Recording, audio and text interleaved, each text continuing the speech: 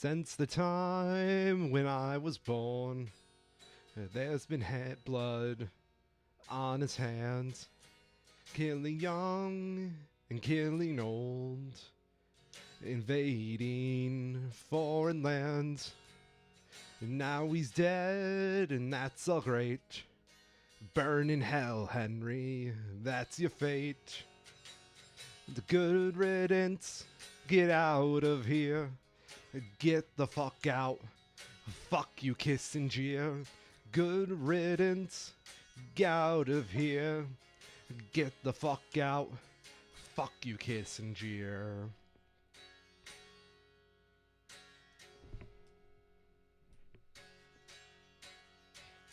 He got a Nobel Prize for ending a war that he started himself, so what was it for? Now he's dead, and that's all great.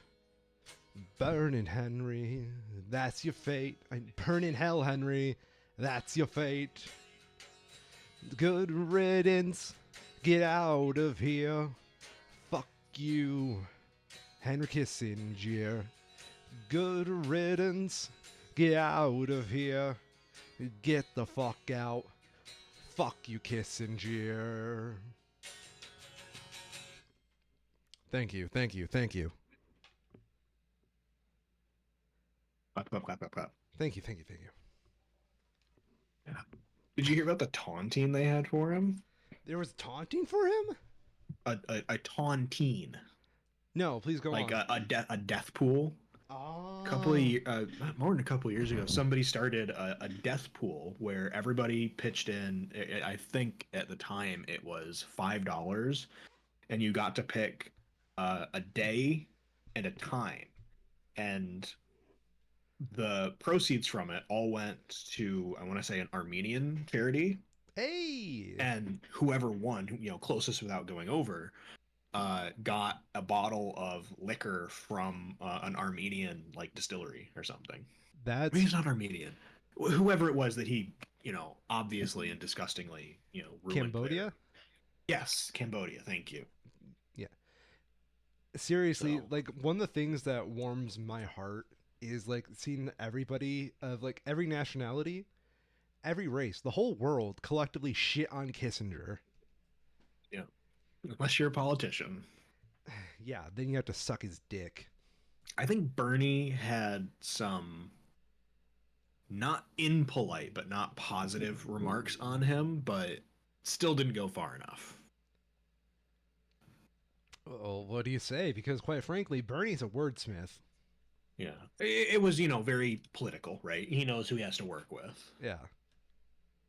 But yeah. Can't wait I don't for know. Kissinger is just a real piece of work. Literally one of the first things where we went wrong as a country. Yeah. One of them. There is some optimistic signs this week of, the ship getting a bit righted. Like what? It'll be good to sir? go through. I gotta look up the exact details of it, but we had a couple. There's good and there's bad, but we are continuing to see, while it does not operate maybe as fast as we would need it to, that our justice system does still work fundamentally. And that is encouraging. Before we go on, I forgot to mention. Yeah. I'm Mr. Random Schmo. I'm Carl Schmo. Thank you. Okay, but now we officially opened the show. Congress passed NATO. What was this? Yeah, Congress approved a bill barring presidents from unilaterally withdrawing from NATO. Oh, fuck. So yeah, get fucked, Donald. Stop trying to torpedo our obvious international relations because you like Putin's cock so much. That's so funny. Then what's the point of even running at this point for him? Yeah, right. So honestly, though, stonewalling any and all possible continued funding to Ukraine would be devastating. But, the current House of Representatives is trying to do it anyways. What about funding for Palestine or Israel? Whatever side you Yeah. take in that mess. Yeah, that is very much a mess. I don't know. I don't know. I very much don't want to get into it because it's the kind of thing where I obviously have thoughts on it, but there's nothing constructive that's going to happen. No, like again, I think the worst thing for that whole situation is to get more white people involved. Yeah, clearly, neither side has any interest in tolerating the continued, independence of the other. Yep. So I think it's horrible that so many people are dying, but I don't know. On the scheme of things, the grander scale of it, the amount of funding that the U.S. sends over to Israel or has been sending to Israel isn't that much. And, I would much rather see if that funding continuing allows funding to Ukraine to also continue, whatever. I think that's a much more important effort for uh, preserving Western diplomacy is keeping Russia from getting too high on its horse. I mean, quite frankly, this is more me just commentating on the U.S. response. Yeah. Because you see like a lot of pro-Palestine protests nowadays, especially like social media oriented, right? Yep. Yeah, I think it's very interesting and kind of cool seeing how pop politics has really latched onto the mess. You know, the Middle East is not something I think pop politics can digest easily, and I'm kind of curious on how pop politics follows this because there's no way they're going to get to a conclusion anytime soon. So it's either you keep moving, keep doing this, and it's going to keep recycling itself, or people are just going to move on and it's going to make pop politics kind of look sad. Mm-hmm. Yeah. But in good news, Oh, Rudy Giuliani lost. Where did that one go? Lost a civil case in Georgia for his defamation of two election workers who he wrongly claimed were committing vote tampering to good. the tune of $148 million.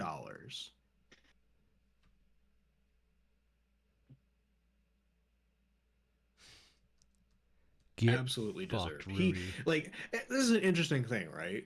Because obviously, defamation is the kind of thing that is tricky to point out, especially when you have idiots like Rudy and Sidney Powell and Trump, of course, who are trying to claim that they hold these beliefs in earnest and that they aren't trying to defame anybody. They genuinely think that the country is being stolen, that kind of shit.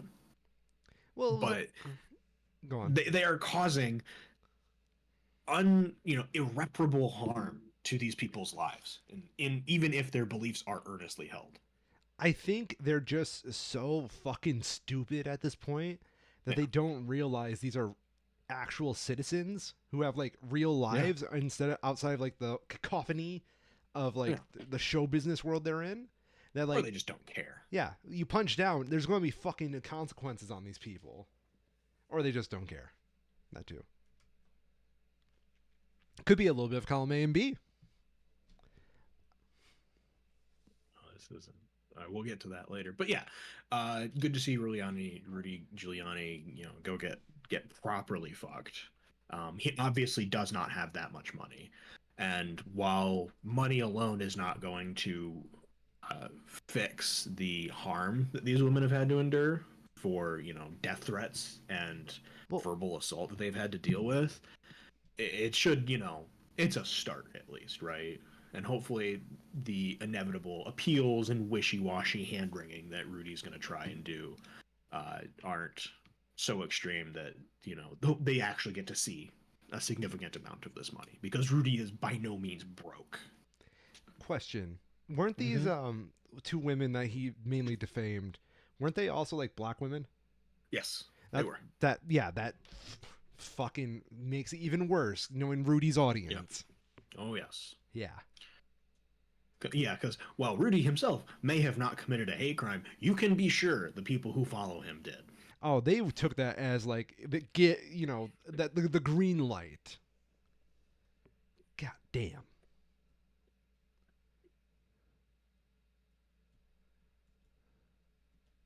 So, interesting thing that's popped up today. Apparently, for some reason, Lindsey Graham decided it'd be a good idea to take an interview on Meet the Press.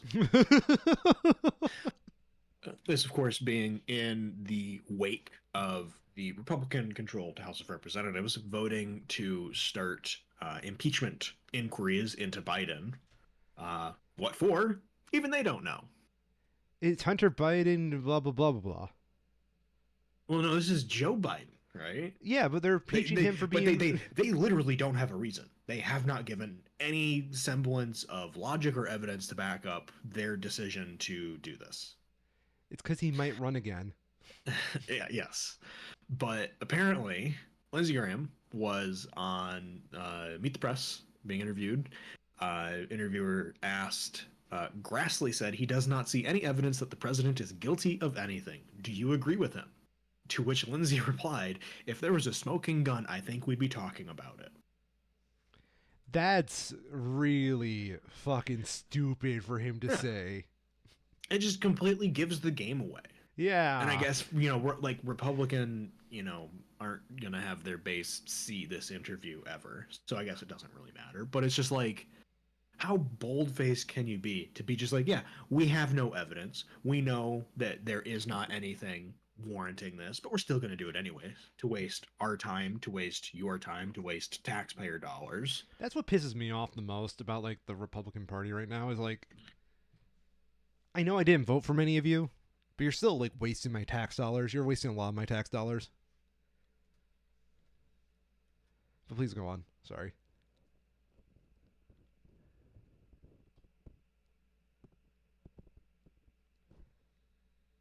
Did I lose you?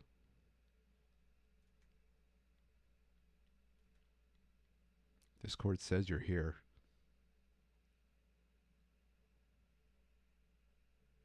I think we lost him, ladies and gentlemen. Or he's really pissed at me.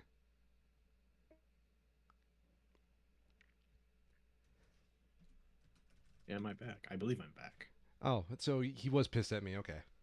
I've been having regular problems with my internet lately, and it's kind of frustrating. I'm so sorry. So I'm on my phone's hotspot now. I'm Prayers glad for I was Kyle. able to do that quick enough, though, that it didn't actually drop me from Discord, or else that would have been a huge pain. It was kind of impressive. Yeah. It's like, oh, yeah, this Twitter page has suddenly stopped updating. But yeah, Yeah. Lindsey Graham, spineless piece of shit. What else is new? Water's wet. Mm-hmm. I used to like so when I was working in a radio station, we would get like spots that were like pre-recorded interviews from Lindsey Graham. Yeah. Yeah, it's really weird because I was the guy that had to take out sound bits that I thought Ugh, were newsworthy from Lindsey Graham. gross. I know. I guess that is the kind of spot. I guess you probably have people reviewing it, right? Sort of. Like Yeah. what they would do is I don't even think I'm allowed to say it because I think I'm still under an NDA. So I'm just going to shut No, up. that's fine. I was gonna say that's the kind of thing where if the people you were working with were not paying close enough attention, you could have a bit of fun and pick out some very informative sound bites. You know. No, I will say that the soundbite system was not on did not have enough material for stuff like that. Yeah, it's fair. That's Tragically. fair. I'd imagine by the time it got to you, it was pretty sanitized already. Yeah. Well, I mean, like they knew they were being interviewed, and they kind of knew where Yeah. the audio was going, so it's not like they could have said anything bad. Yeah. Yeah, it's just like it's like it's how the news process works nowadays. Is that we have people who are so far like on one side, they get exclusive interviews, and that's pretty much why they're there. And then like it's all just PR basically at the end of the day instead of like actual news, and it kind of bugs me. Hmm.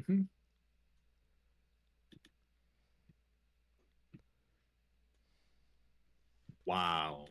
What's up? Actually, Texas is so fucked. No. Just saw this pop up. Apparently,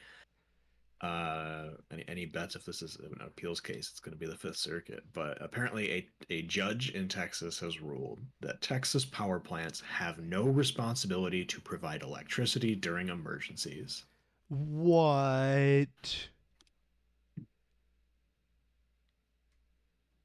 Then why do they do it? That's a good question. To make money. Well, I guess so, yeah.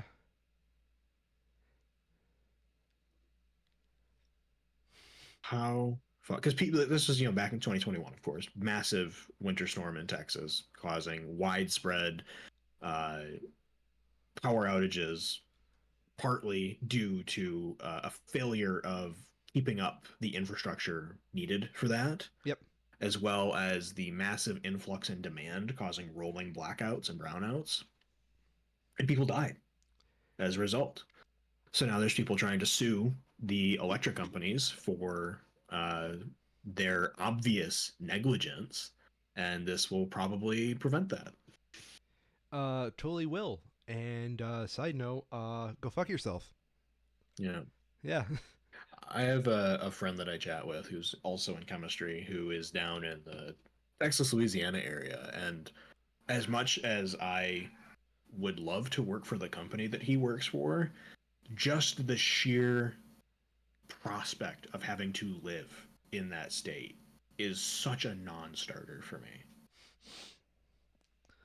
It is just so messed up down there that your power company has no responsibility to provide you with the service you paid for. Correct. Because let's remember that they're on a separate grid, aren't they? Yeah, their Texas has deregulated their electrical industry and it is entirely privately owned. Yeah. I think that was mainly just a win for deregulation in general. In the opinion, Justice Adams noted that when designing the Texas energy market, state lawmakers, quote, could have codified the retail customer's asserted duty of continuous electricity on the part of wholesale power generators into law. This is a continued and extremely frustrating trend of conservative law interpretation, right? Where we've seen this with more historically with the idea that police have no responsibility to actually do their jobs Yep. and have no recourse when they do just do their jobs and decide to fuck it up. And uh, more recently than that, both the broader philosophy behind the independent state legislature legal theory that has thankfully been debunked multiple times now, even though it is still attempted, where because the Constitution does not explicitly say the justice system is allowed to be, would it be a check and or balance on legislatures writing of election law, they believe that that means that the electorate is the only one allowed to pass election law, obviously to their own benefit of making it impossible for anybody else to come into office. And much more recently than that, the idea that Donald Trump is somehow not an officer of the government of the United States because he is president, and the president is not specifically an officer. Only the officers are those who are beneath him. So what does that make It's him? yes, a good question that they, I'm sure, would uh, sidestep around. Well, you see, he's not an officer. He is only one who controls many officers in a line of duty of officers only. Never mind that it is called the office of the president. This official in an office, you say? The executive executive office. I don't know about that.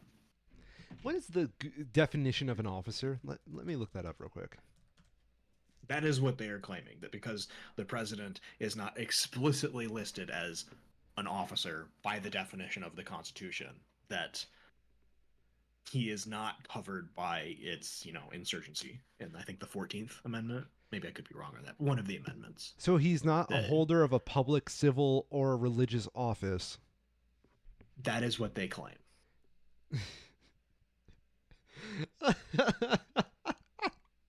They claim that because the Constitution has verbiage later on that is more narrow than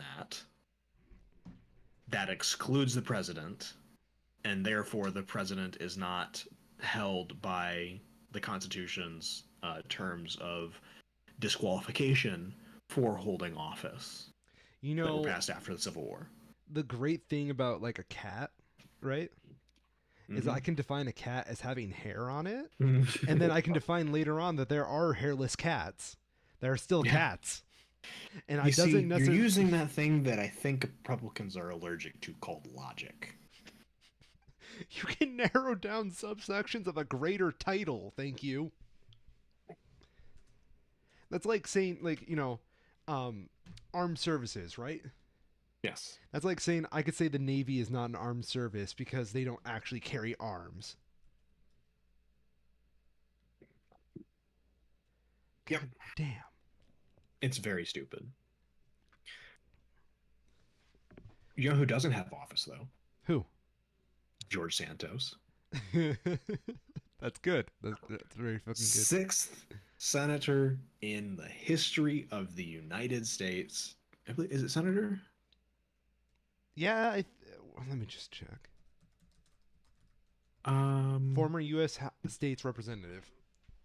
Okay, so sixth member of the House of Representatives to be voted to be expelled from office, and I believe the 16th officer of the United States Congress to be removed in its history.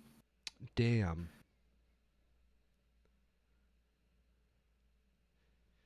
What was so bad about George Santos anyway?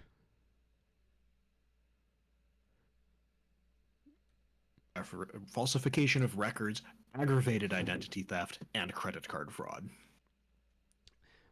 How does that relate to him being a politician? Thank you. Cairo, I think we you're had like. Let me see if there's a good. Someone probably has it. George Santos lies. Thank you, New York Magazine. Here's every lie. Oh, good. Go through all of them, or they don't have literally all of them. The funniest one is his misuse of campaign finances for a myriad of different things. But the funniest is putting tens of thousands of dollars into OnlyFans.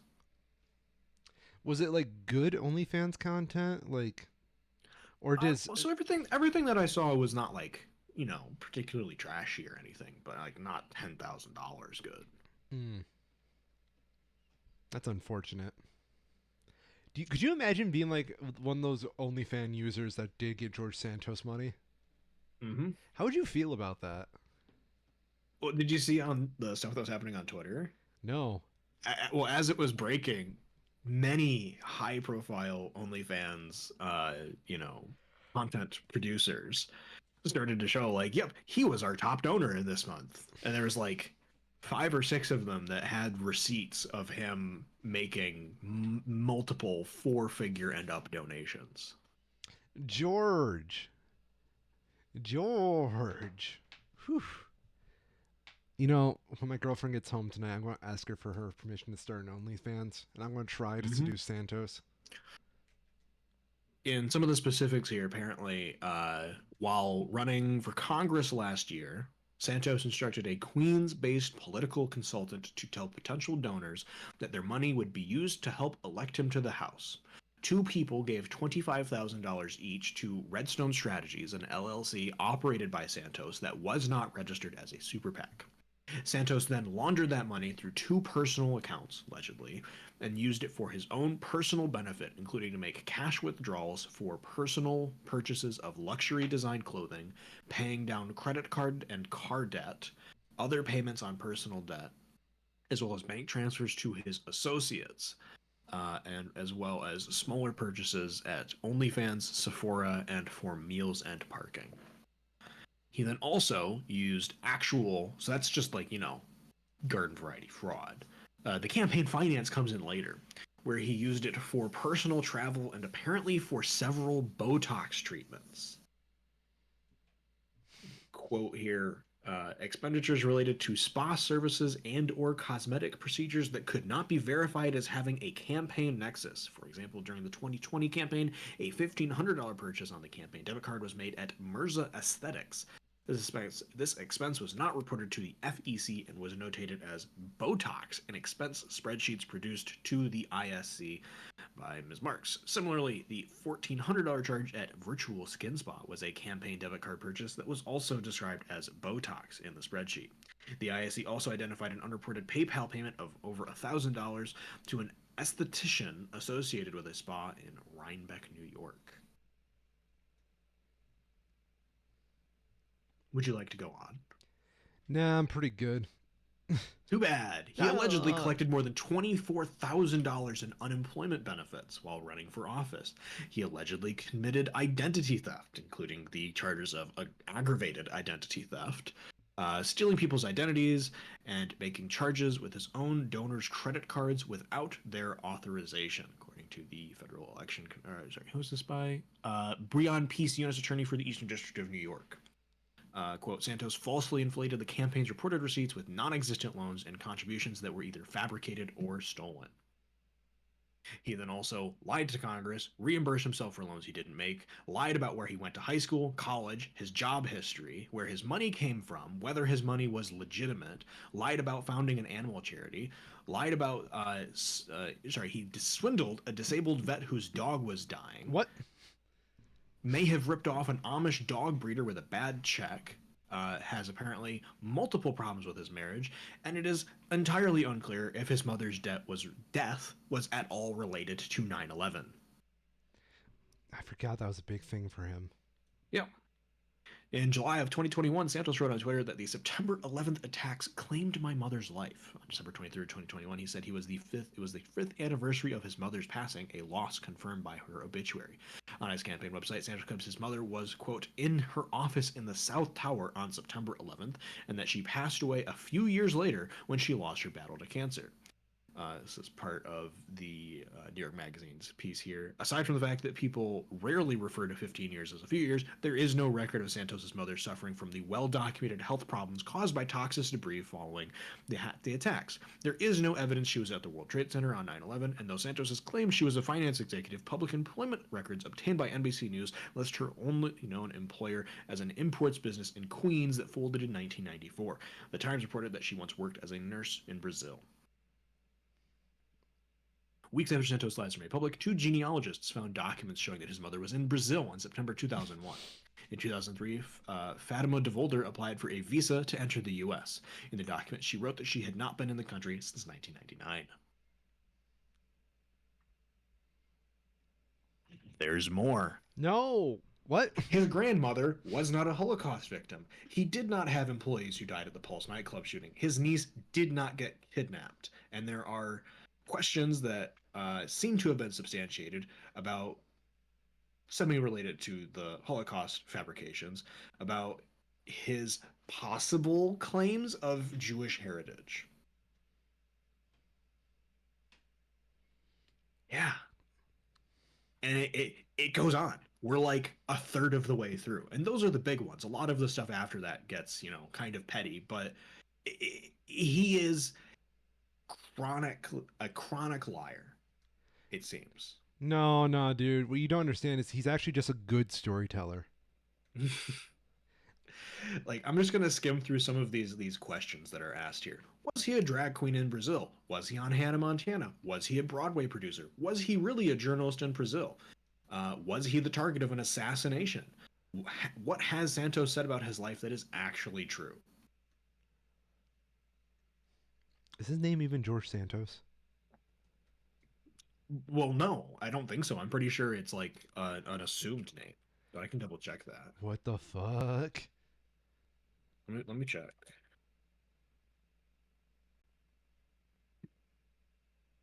No, it is his name. He just has two middle names. George Anthony DeVolder Santos. Okay. His mother's name was listed as DeVolder, so I was not sure about that. So But yeah,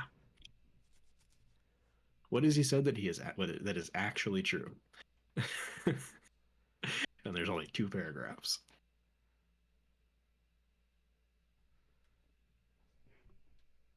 Oh my god. His most detailed conversation about his past took place in an interview with Piers Morgan, to whom he admitted that he, quote, didn't think he would get caught.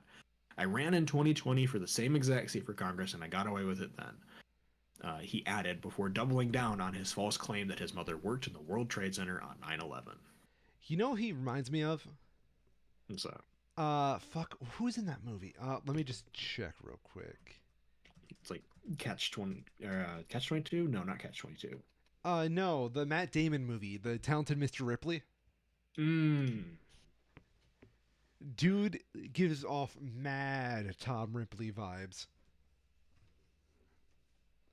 Also, similar to Catch Me If You Can Oh yeah. with Leonardo DiCaprio. Same vibes though. Budget Frank Abagnale Jr. Unrelated but slightly related question, right? Yeah. If your life was a movie, what movie would you want it to be? What would you say is the movie That's that most interesting. resembles your life? I don't know. Like a movie that already A exists. movie that already exists that you Uh-huh. feel is somewhat similar to your life story. That's interesting. I mean, it would obviously have to be something like more biographical, just Yeah. because you haven't done too much that's that exciting. Oh, that's a good question. I'd have to think about it. I could probably pull something up that's like, mostly biographical but slightly dramatized. But I'm not sure. Hmm. Do you have anything in mind? Uh, Clerks. Fair enough. I don't know. It's got to be something very down to earth. Yeah.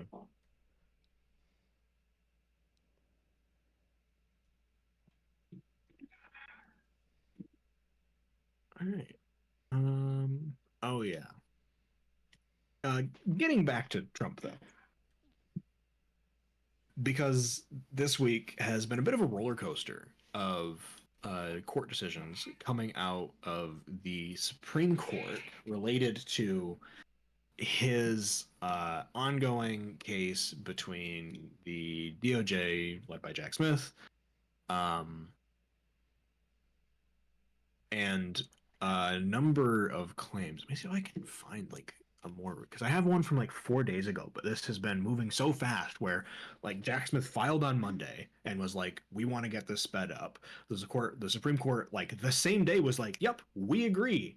Trump lawyers, get your shit in by the end of the week. And they're just like, whoa, whoa, whoa, but Christmas! We got Christmas! We can't do it now!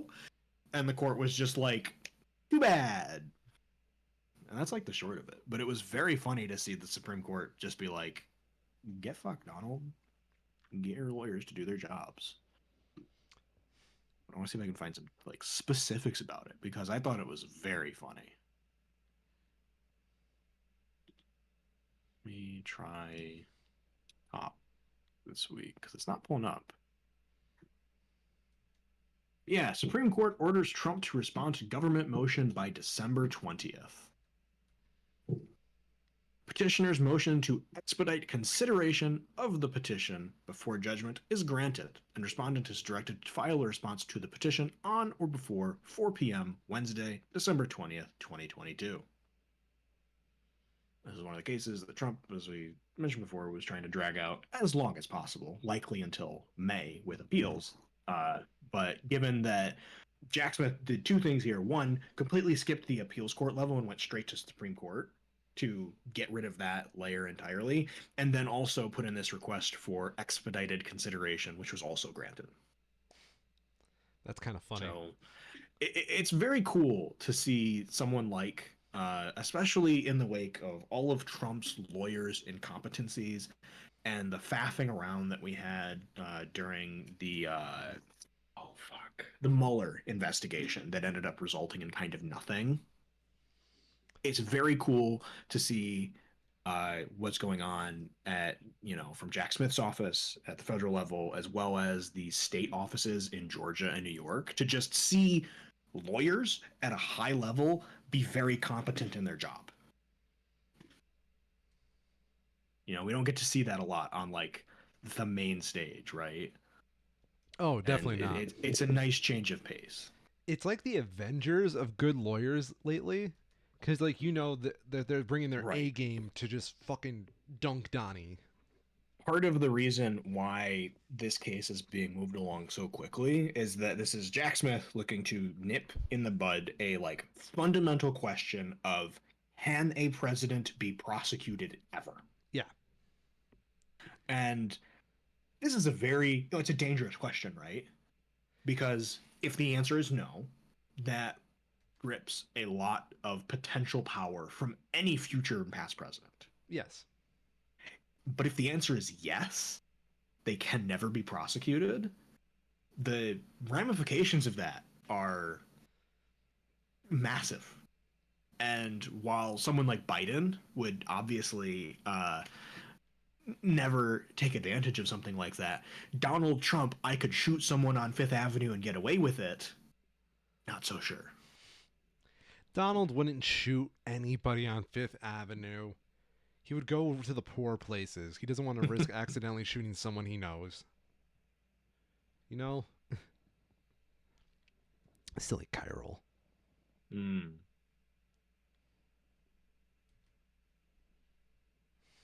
Donald Trump would actually steal a child. You know? Yes, yeah, I believe it. Donald Trump would go big or go home. Donald Trump would literally look at a child on Fifth Avenue, right? And then he would point at it, point at the child, and then go, "You." He wouldn't say it out loud. He would just whisper it. And then the Yeah. parent would make eye contact with Donald as he like walking over. The parent gets a cold sweat because they know that's the former president. Well, I guess in this case, we'll put him back as president again, right? And then Donald Trump's gonna pick up the kid. He's gonna pick him up Lion King style, and then like he's gonna open and unhinge his jaw and just swallow the child whole, like right there in the middle of God and everybody. That is what my Donald Trump would do. Mm-hmm.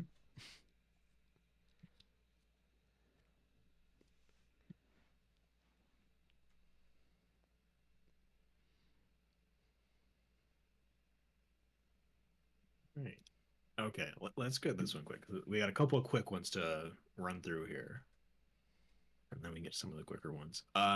In Iowa, they had a Christian display in their state capitol building, I believe it was, that was permitted by allowing any type of religious display to be presented. So, of course, the Satanic Church got on that right away and Yeah. put up a nice little satanic display.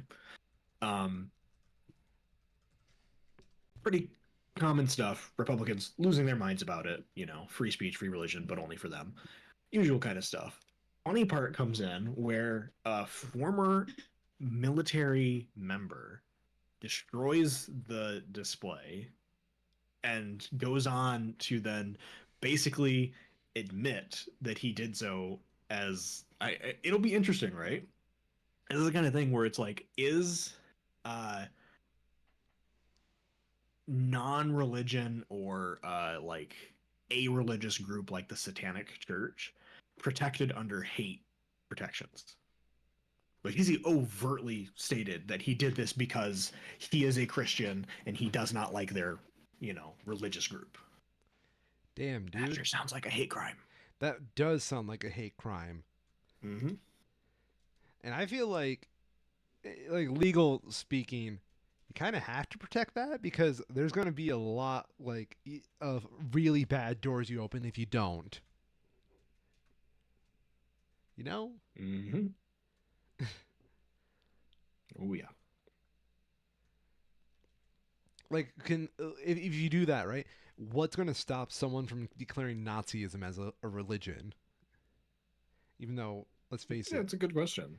And that's the kind of stuff they would try, and maybe they would never pursue those charges because it gets kind of open ended like that. Yeah.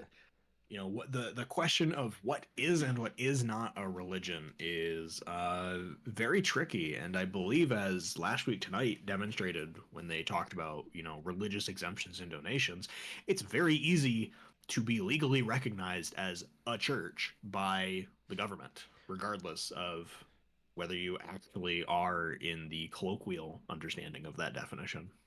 Well, you know, Our Lady of Perpetual Exemptions is actually very legit. Thank you. Of course, of course. Yeah. They absolutely are. Meeting every Sunday at about 9:30 ish. God damn it. I didn't even put that two and two together. I forgot about that part. That was before I started even watching the show. Oh, it's great. It's a great bit. The best last week tonight bits are when they fucking game a system. Yeah. Yes. Some other small bits. Closer to 2 weeks ago now, but we got some pretty absurd commentary from our good old Speaker of the House, Mike Johnson, as he defended his decision to blur the faces of individuals being shown in footage of the January 6th riot by his own admission so that those people will not be charged. Motherfucker, like... This is all part of the ongoing thing where they said, of course, the footage will all be released in its entirety. But because the FBI has had so much luck with, not even luck, so much success with people recognizing people in the footage that they know and reporting them to help them identify all of these individuals, this is an obvious attempt to try to prevent that. Whose side are you fucking on, Mike? Oh, he's made it very clear whose side he's on. I know, but he's supposed to be playing it like he's in the middle. Damn it. No questions of where Mike, my child, makes sure I don't watch porn Johnson is on. God. I have a bad idea right now, right? What's that? I'm tempted to call my own father and ask him if he wants to do that with me.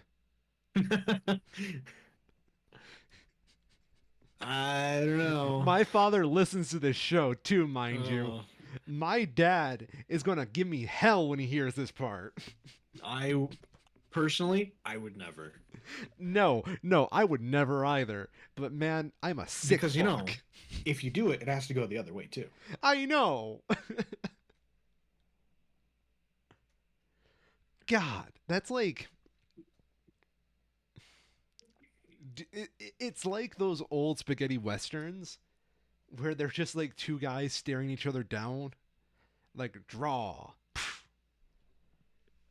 That is how I would interpret the whole situation, which is fucking disgusting when you think about it that way. Yeah.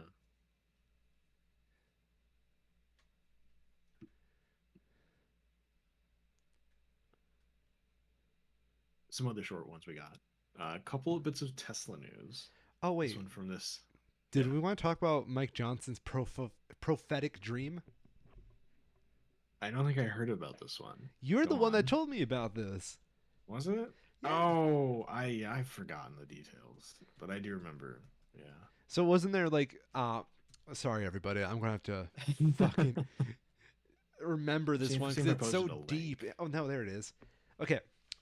According to the Rolling Stones magazine, the speaker was perhaps unaware that the event was being recorded by the NACL Facebook page.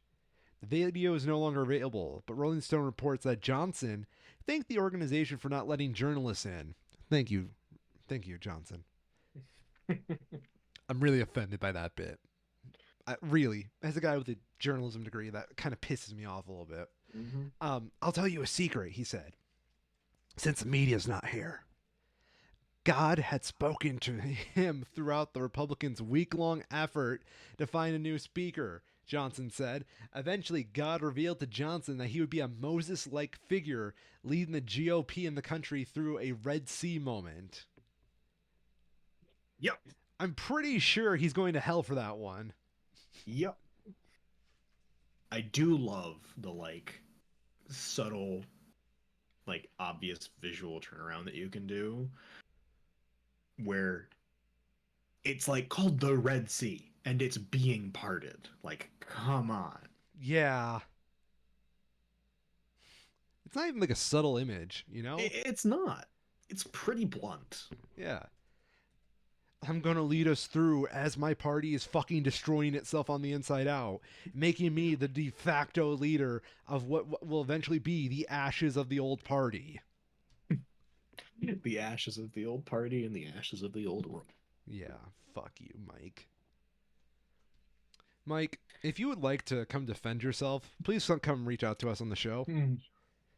We will only accept your defense in the form of oiled mud wrestling. And don't worry, Cairo, I'll take it. I will fucking Okay. oil I'll mud I'll wrestle Mike. I'll bring the kiddie pool. Cool. I really appreciate it, man. Make sure it's like one of the ones meant for little girls too. Oh yeah, no. I've got one that we use for Clyde tortoise for soaking him outside. Oh It's yeah. perfect. Yeah, no, let's fucking do that. I'll do it in Yeah. Clyde's. Hit us up, Mike. Yeah, hit us up.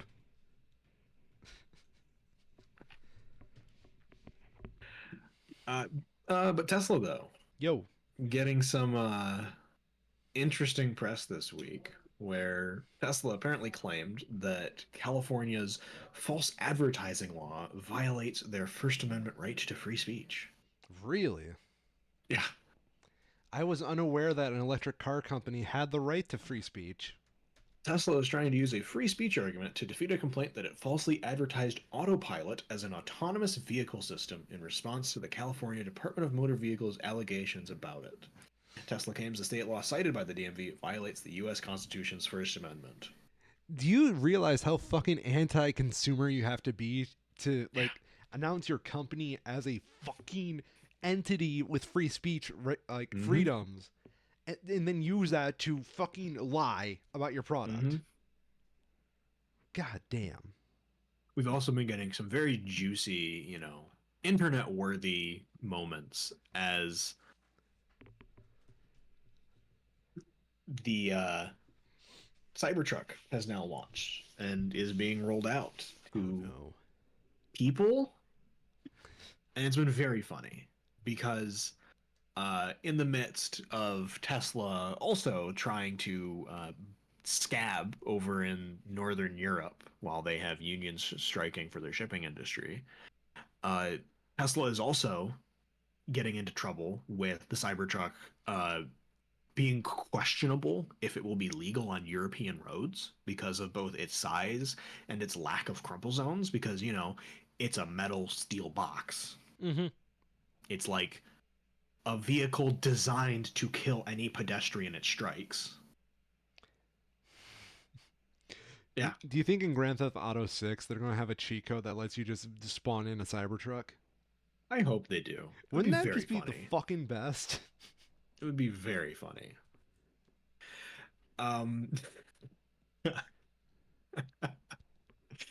There's also a video that came out this week of a Cybertruck trying to haul a Christmas tree up a snowy hillside and struggling massively to the extent that it had to get pulled up the hill the rest of the way by an F-150 that was also there.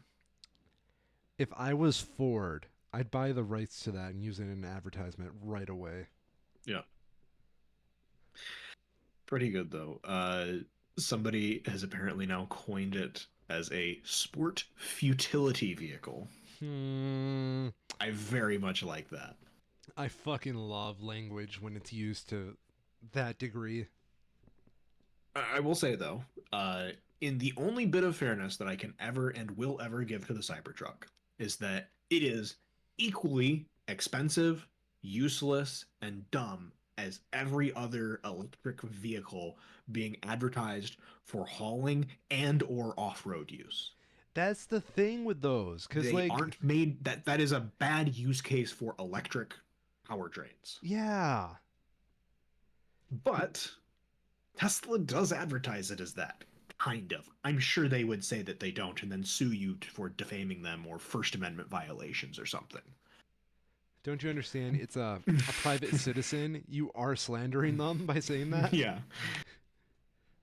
And when Google like does the closed captioning for this episode by their AI, it's going to be sued for libel because then it's in print. Yeah. Yeah. It is pretty remarkable to see something like an idea as dumb as the Cybertruck to get from prototyping to production without pretty much any changes. It's like a car made for no particular use case other than people absolutely will buy it because it's a Tesla. Yeah. But like in every in almost in it's a truck, right? So of course when you look at like a spec sheet side by side, uh the only spec where it's better than what it was originally advertised as on the prototype is its 0 to 60 time, because that's what you That's want in a truck. that's so fucking stupid though. But it's got worse range, worse towing, worse non-towed capacity, and it's significantly more expensive. Like, they like to say, it starts at $60,000, but you can't buy that. You can only buy the $80,000 or $100,000 version right now. 80,000 you said? Yeah, 80,000, which, to be fair, is comparable to the other electric pickup like vehicles out there. Yeah, but you're paying that for a worse But truck.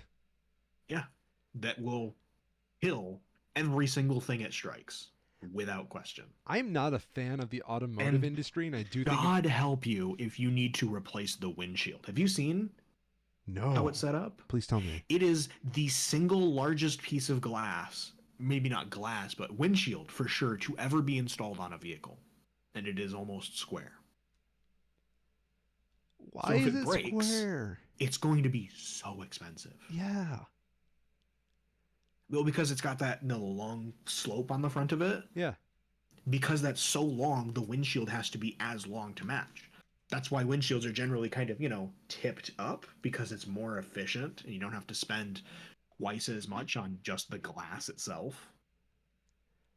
I cannot wait until some poor soul comes to me to get a quote on insuring one of those, Mm-hmm. because I'm genuinely upset and curious to know what the premium on that is going to look like. It's going to be fascinating, especially in states that require you to carry like personal liability and bodily injury type insurance. Yes. Because where with a normal car, you might have that. You have a pretty reasonable assumption that if you're at fault and you hit someone else, in modern vehicles, people are generally going to be okay. But this is designed to not have any sort of crumple zones. It's made of steel. You ever see those videos of babies like walking for the first time and then they biff it Yeah. on a coffee table? Yeah. This time the coffee table's running right to you. Yeah. And it's made of stainless steel. It's made of stainless steel.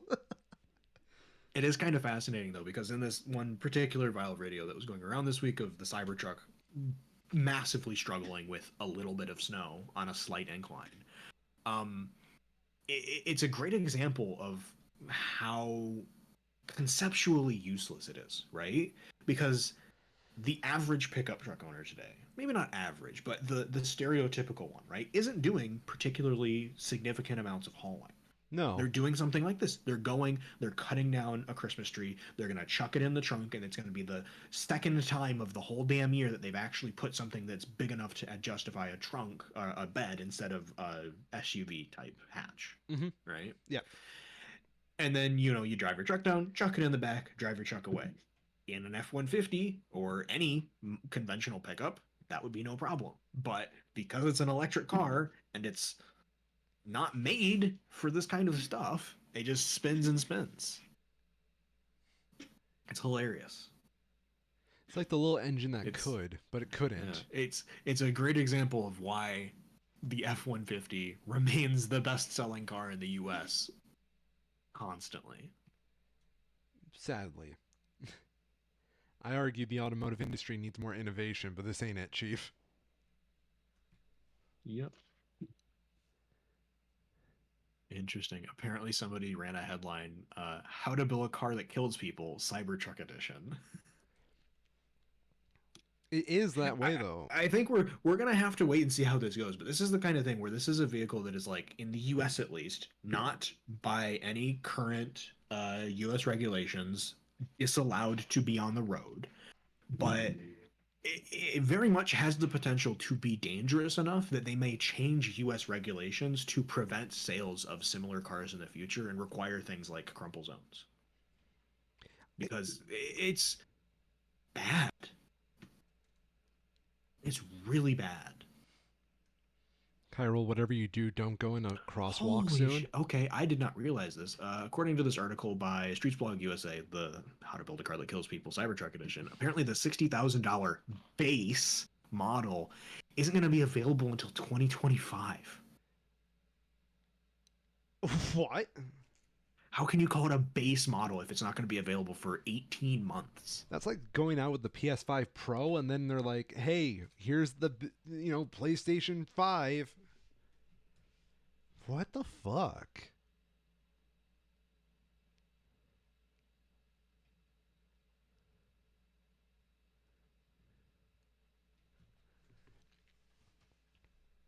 Is it all in vain, Kyril?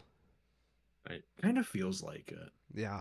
I've been watching some old episodes of Top Gear lately, back in like the early 2000s, late 90s, and it is fascinating to me, having grown up in and around sort of like the late stages of what was car culture, right? Because our generation doesn't really have what our parents or grandparents did with automotive culture Yep. anymore. Um, Seeing the comparable attitudes towards European cars of the same year that are like just the same size as modern cars is fascinating. Where it's like the same breath that an American of, the Top Gear presenters age would be talking about, Camaros, Chargers, GTOs. They're talking about MGs and British leyline cars that are two-door, two-seaters, and no bigger than like a Miata compared to American cars that are fucking gigantic. And it's really interesting to see how that's kind of, 50 years later, how those attitudes have changed into what the perception of a car that somebody wants is, what features someone wants in it. And you get shit like the Cybertruck.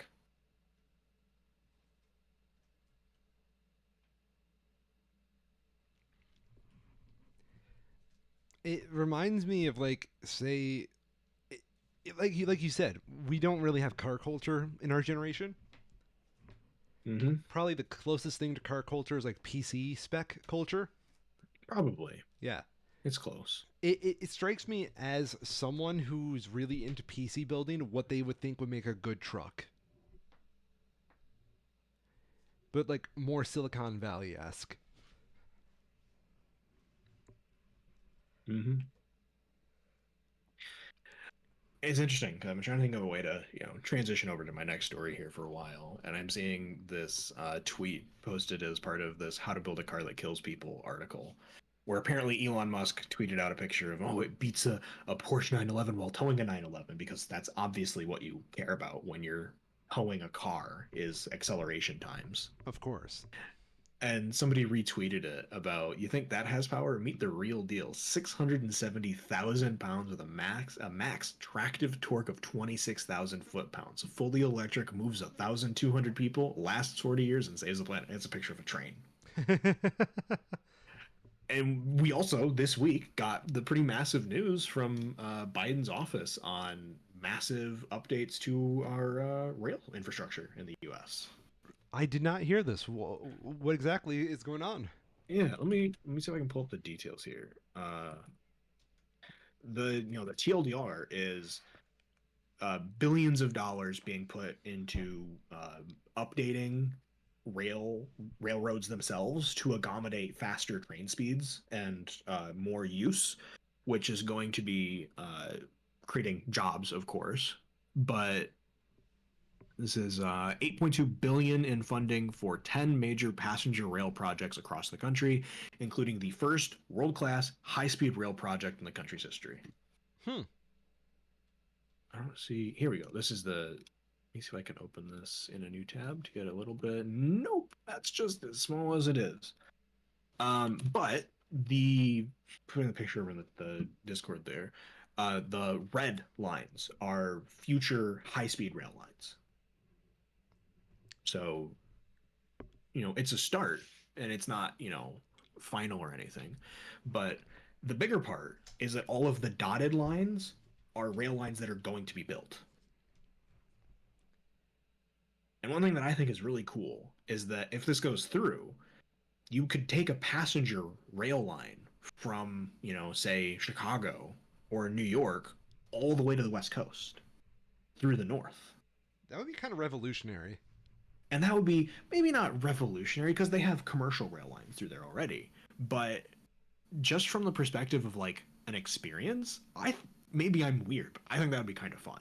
It would be if you You, could you have have the to have the patience. luxury of taking like 2 weeks off, right? Because that's like 3 days of rail travel either way. But like 3 days out on rail, spend a week in Seattle, 3 days back. That'd be pretty cool.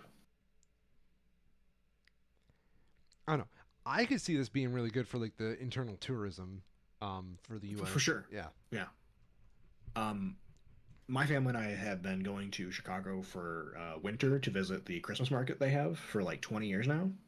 And when we started, we would take the Amtrak out of Battle Creek and go from Battle Creek straight to Chicago and back.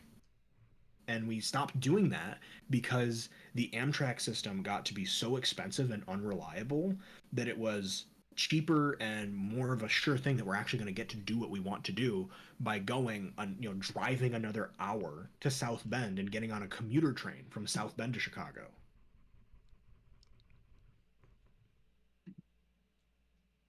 And now we just drive the whole way because all of it's too expensive and too much of a hassle. I want there to be, I used to take a train trip annually, and we stopped doing it because the rail services sucked so much. So anything to reinvigorate them would be good and very much needed.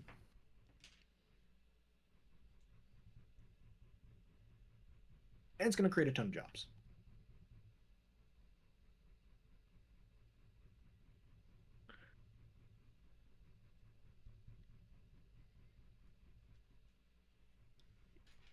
Hmm. Uh, Jobs in my US? Jobs?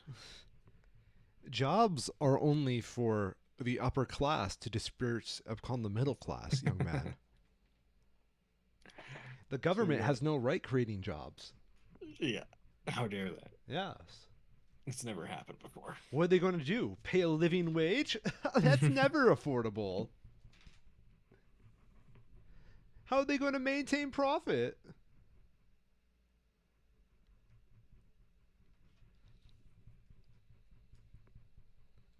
I've got two more bits here. Okay.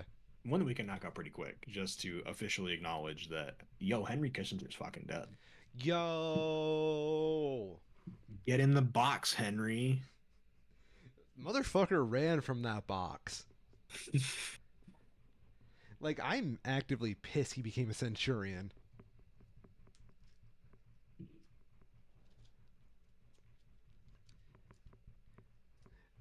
Now, from the Two Schmoes Show, we present the top 5 Henry Kissinger war crimes.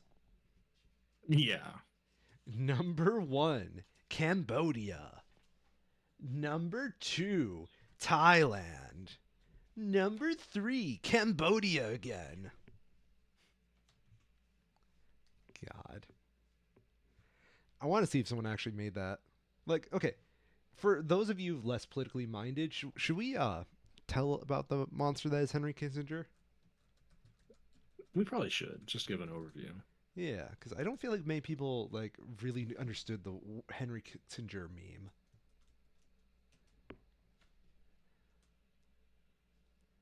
Go. Because a lot of it relates to his time in office and the decisions that he made being attributed to what are often described as war crimes Yep. around the world. And, because war crimes are so easy to prosecute, of course, never actually been effectively charged with anything. But quoting from Wikipedia here, one of the most prominent critics of Kissinger was American British journalist and author Christopher Hitchens, who authored The Trial of Henry Kissinger, in which he called for the prosecution for his war crimes, his crime against humanity, and for offenses against common or customary or international law, including conspiracy to commit murder, kidnap, and torture. And another notable personality is Anthony Bourdain, of course, Yes. who wrote in A Cook's Tour, quote, "Once you've been to Cambodia, you'll never stop wanting to beat Henry Kissinger to death with your bare hands. Witness what he did, and you will never understand why he's not sitting in the dock at The Hague next to Milosevic." Yeah, I think that's probably the best way of putting it. Cause like, Yep. Henry Kissinger was so awful. One of my favorite jokes to emphasize how awful he is that he got a fucking Nobel Peace Prize for ending a war he started. Mm-hmm. He's just that bad of a dude.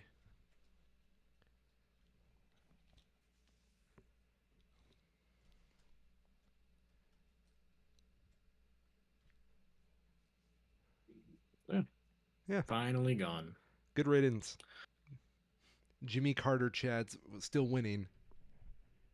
And, keeping on that sort of like Cold War themes, we got our last real news story here, where apparently, as Trump left office, a file folder containing material that is believed to be highly sensitive related to investigations into Russia has gone missing. Yay! Who could have imagined the guy with literal copy paper boxes full of classified documents in his vacation golf house misplaced and or stole highly sensitive information? Do you think he was distributing? What's the word I'm looking for? He was actively trying to pinpoint those documents, and that's why he took so many. Or do you think he just legitimately just shit the coop on this one? I don't know. I would not be surprised if he did intentionally steal these, if they were intentionally also destroyed. From New York Times here, the material in the binder is described as highly classified and being connected to the investigation into Russian efforts to meddle in the 2016 election. It apparently disappeared in Trump's final days in presidency, according to two people familiar with it. The disappearance of the material, known as the Crossfire Hurricane Binder, the name given to the investigation by the FBI, has vexed national security officials and set off concerns that sensitive information could be inappropriately shared. The material's disappearance was reported on Friday of last week. Or is it this week? I might be getting it mixed up. This week. So the 15th. By CNN, and the matter was so concerning to officials that the Senate Intelligence Committee was briefed about it last year.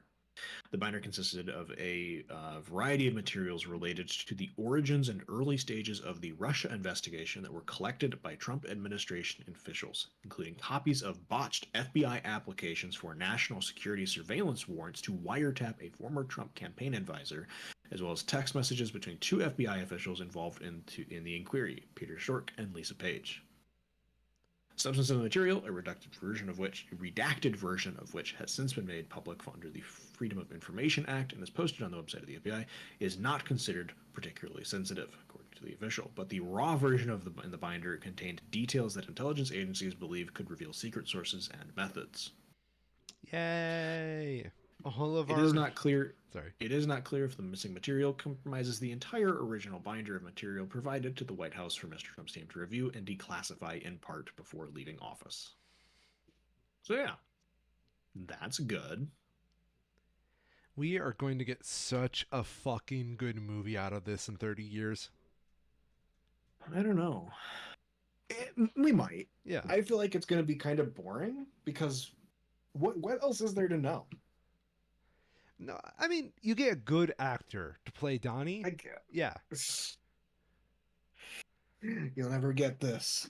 I know a guy. Who? Who'd you cast? He's in New York. Okay. A bit controversial. Okay. But he had a great part in Home Alone 2.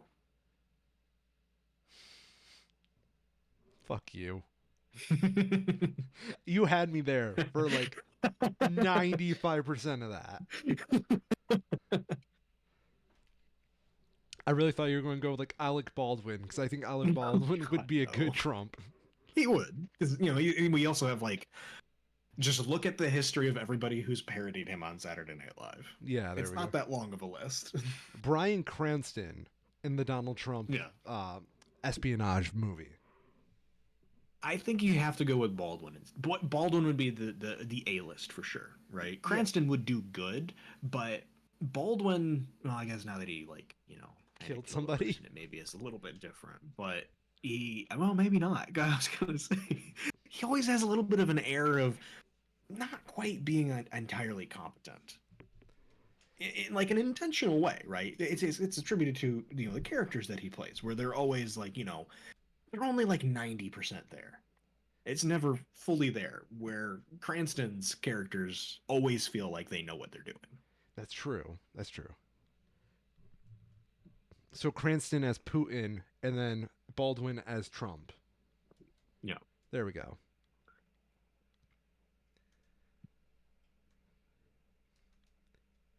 And then we're going to throw in Tom Holland there to be Baron Trump. We'll make it a Christmas movie. It'll be a father son movie as well. Mm-hmm.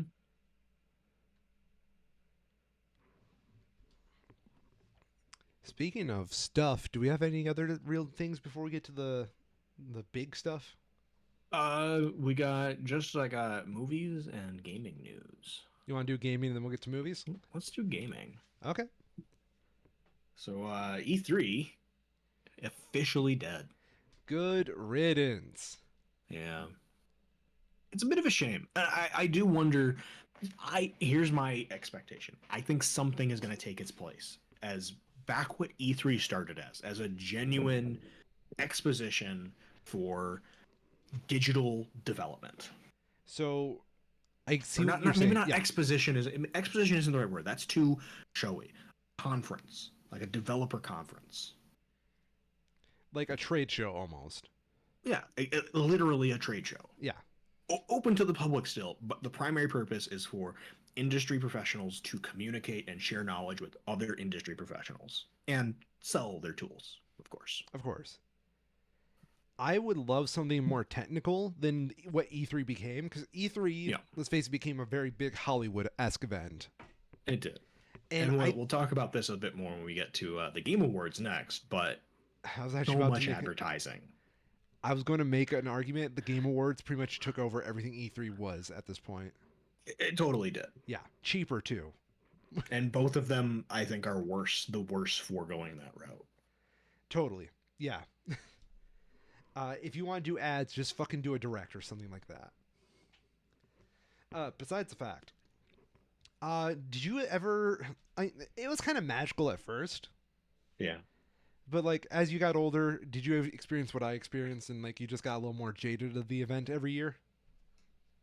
Absolutely. Yeah. Yeah. In particular, once individual companies started to carve out like their own areas physically outside of the show to then coordinate with the main show itself for their promotion, that for me was like the beginning of the end. This is a different experience now. This isn't just people going up on stage and playing a movie behind them. This is the developers in a different way fighting against each other to carve out their own part of it. Good point. Good point. Yeah. In particular, the Sony was really bad for that, where they would set up like a big fucking tent or something and play a concert in it and Yeah. then show a trailer or something. It's just like that. That's not what I would ever want from E3. And I guess that gets back to what you're saying with like, too much Hollywood. Yeah. Like I feel like there was always like a E3 bingo card about like which Yeah. slightly out of touch celebrity they're gonna prop for E3 this year. Yeah. Like that's kind of like how Sony was- Keanu Reeves went. Yeah. Yeah. That was fun, but Sony was really bad about that. Yes, they were. And it's probably because it only worked once really well, and then ever since then they were just like, yeah, let's do that again. I do think that like the one genuine loss that we're gonna have out of this is from a hardware perspective, I think that was where E3 worked the best. Where you get a main stage. They take turns on it. There's a mix of fans of, various fanboys and journalists, and everybody's being, it's like punch for punch, right? That's where you get some of the really memorable E3 moments, Hmm. is when you have executives, showing the next generation, and in doing so, taking a literal swing at their opponent. Yeah. And you don't get that with game trailers. No, no, you don't. I I'm going to kind of miss some of like the more awkward stuff because like I say there was like a golden age of E3 when they were still trying to figure out how they wanted to do those presentations. Like I think that's where we Mm-hmm. even got Reggie Fils-Aimé from. Yeah, Yeah, it definitely is. Tons of the very memorable and more or less now beloved personalities got their teeth on the E3 stage. yeah. It's the same reason why people like Todd Howard are so well known, because he is and dresses like a gigantic goof, and then stands up there and kind of lies to you in a way that you like for 15 minutes, and you sure don't forget it. Todd Howard strikes me as the kind of guy who would audition to be like the new Doctor for Doctor Who, but he wouldn't get it. He's not even British though. So that's why he doesn't get it. Yeah. E3 dead. Rest in peace. It's kind of interesting though. I guess now, for all of those, gaming YouTubers, however many of them are left, there's now an official start and end of E3 to frame any future discussions they have about it. I give it a year before we get the Scott the Woz video. Yeah. Wouldn't be surprised if around where E3 should have been next year, we get something like that. Yeah. For the replacement, though, we got the Game Awards. Yay, Game Awards. So Another many ads. co-opted advertising venture. Yeah, I get. I'll start off. We'll get to the awards bit in a second. We do need to talk about the advertising part because it was pretty particularly bad this year. I heard it was awful. So I Yeah. wasn't watching the Game Awards, but I was in a Hmm. Discord call with somebody who was. Yeah. And oh boy, I heard about it every time it fucking happened. Yep. Yeah. Yeah. The particularly egregious part of it, right, is that they were showing the ads because obviously they sold time slots and times to advertisers at the expense of the people accepting those awards. And Ooh. while for Baldur's Gate, they obviously won a lot of awards and had a lot of people going up to, give their thanks for those awards. Towards the end of the night, they were getting, cut off sooner and sooner, and it was not a good look. Let's cut off the people who made what a lot of people agree is the best game of the year so that we can show you an ad for something that, either wasn't that game or isn't even out yet. Well, I think gaming's also in this weird spot as an entertainment industry Mm-hmm. where there's a lot more like technical creative craft to video games because like a movie almost there's like all these Yeah. collaborative pieces. And that's what we try to Yep. celebrate through the awards. But because of like the money involved in like the advertising and just the sensation of it all, Mm-hmm. we're always they want to go for the Grammys like big AAA Hollywood style. And honestly, like I don't want it to be like the Grammys or the Oscars, but it really feels like that's what they're aiming for. And I feel like that's just what gaming's been like trying, well, at least Western gaming a lot has been trying to nudge closer to for a very long time now. Mm-hmm. I fear for gaming, my friend. Yeah. Curious. Any thoughts on Hideo Kojima's Kojima's. overdose? Yeah, I'm intentionally Oh, mispronouncing it. Yeah, his trailer thing. That. I have not seen it, but can I tell you a little Oh, story about like when I first heard about it? yeah. So I'm pulling up the trailer right now, and I'm going to watch it while doing this. Sure. Oh, that's where this meme's from. Okay. Yeah. Um. So when I was on that Discord call, I was trying to keep like my main goal was to like Super Bowl this bitch and Yeah. just like look up like what the ads were because I really didn't kind of care about the awards. Right. So I get a headline on my fucking phone, and it just says Hideo Kojima's overdose at the Game Awards, and I'm like, was this dude fucking doing heroin on stage? And I will say, whoever did that fucking headline, I would like to say thank you for giving me a heart attack for like 5 minutes before I realized, oh wait, this man's an auteur, so of course he's going to get an auteur title. Yeah. And whoever the host of the Game Awards is, Jeff Keighley, is apparently a very big fan So like, I'm because he impressed gave by him the like facial 10 minutes on animations. stage. Yeah. Yeah. I mean, if it can actually look like that, that'll be great.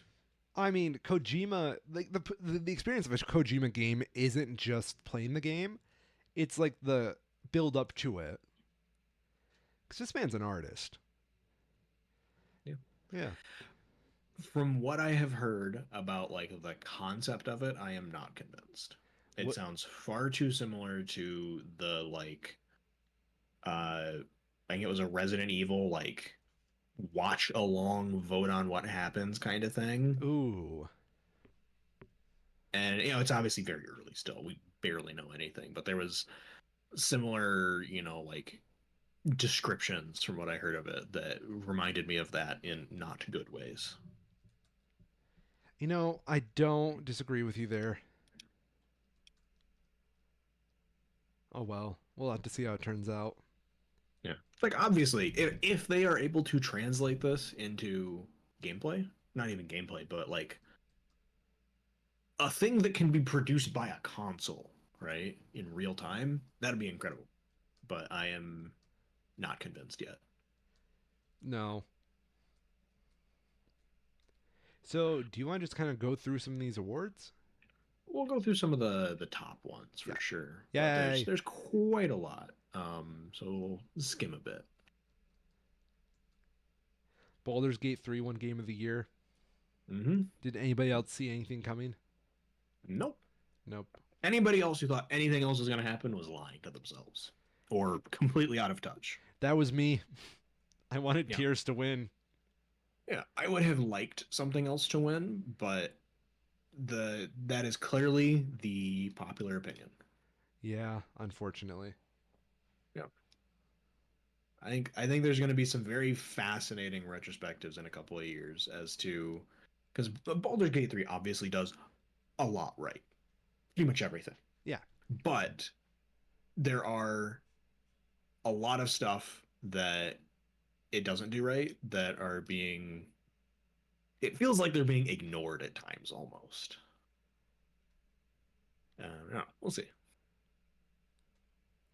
There was that Twitter thread that was put out by another developer talking about the perfect series of events that Baldur's Gate 3 had to lead to its development that almost no other game studio has the opportunity to have like 3 years of early access development and Mm. feedback and stuff like that that is like yeah of course other games aren't going to be able to do these kinds of sprawling do whatever you want types of interactions because they have timelines that they have to meet and you know stuff like that so yeah best game direction was Alan Wake 2 Yay.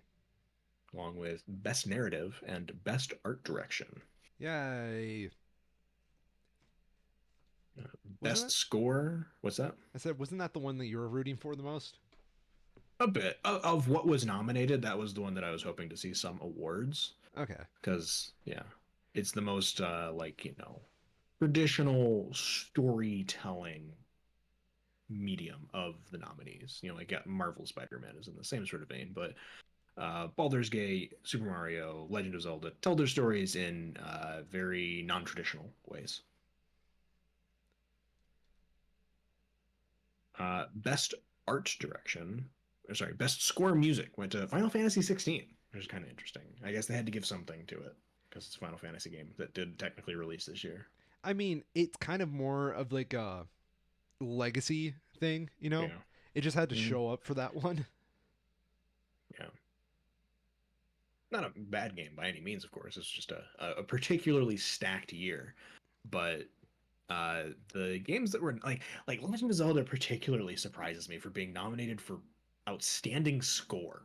It's like, yeah, it's good, but it's kind of the same as what they did in Breath of the Wild for the most part. Well, I would even I don't argue know. that game doesn't even have much of a score because it's only like the set pieces that get scores. Yeah. Everything else is silent. Yeah. Best audio design went to Hi-Fi Rush. Makes a lot of Yeah. sense. Dead Space Remake is another interesting nomination in that field too, which is another game where quality audio matters.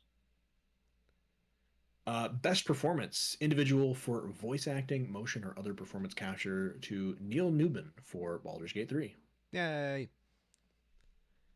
We'll start skipping over some of these. Best ongoing game awarded to Cyberpunk 2077, which Started at the calls into bottom. question, I think, fairly in a lot of different ways how ongoing gets defined. Because you have stuff like uh, Cyberpunk and Final Fantasy 14 that are being developed in an ongoing capacity in a very different way than something like Apex Legends, Fortnite, or Genshin Impact would be. That's true. Best indie game, another one with some controversy around it. Nominees: Cocoon, Dave the Diver, Dredge, Sea of Stars, and Viewfinder, with the award going to Sea of Stars. Tragically. Yeah. Controversy around this one going to Sea of Stars for some charity related scandals that they're embroiled in currently, and to Dave the Diver for being published by a AAA studio, calling into question whether, what does their definition of indie actually make sense anymore. Wait, what studio did Dave the Diver? Let me double check. I don't remember off the top of my head. Mint Rocket Mint Rocket. Okay. developed it. Where can I just go to Wikipedia? Thank you. Developed and published by Mint Rocket, who I believe is a subsidiary.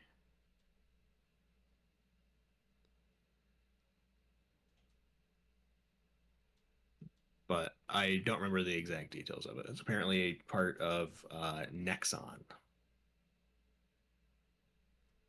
So,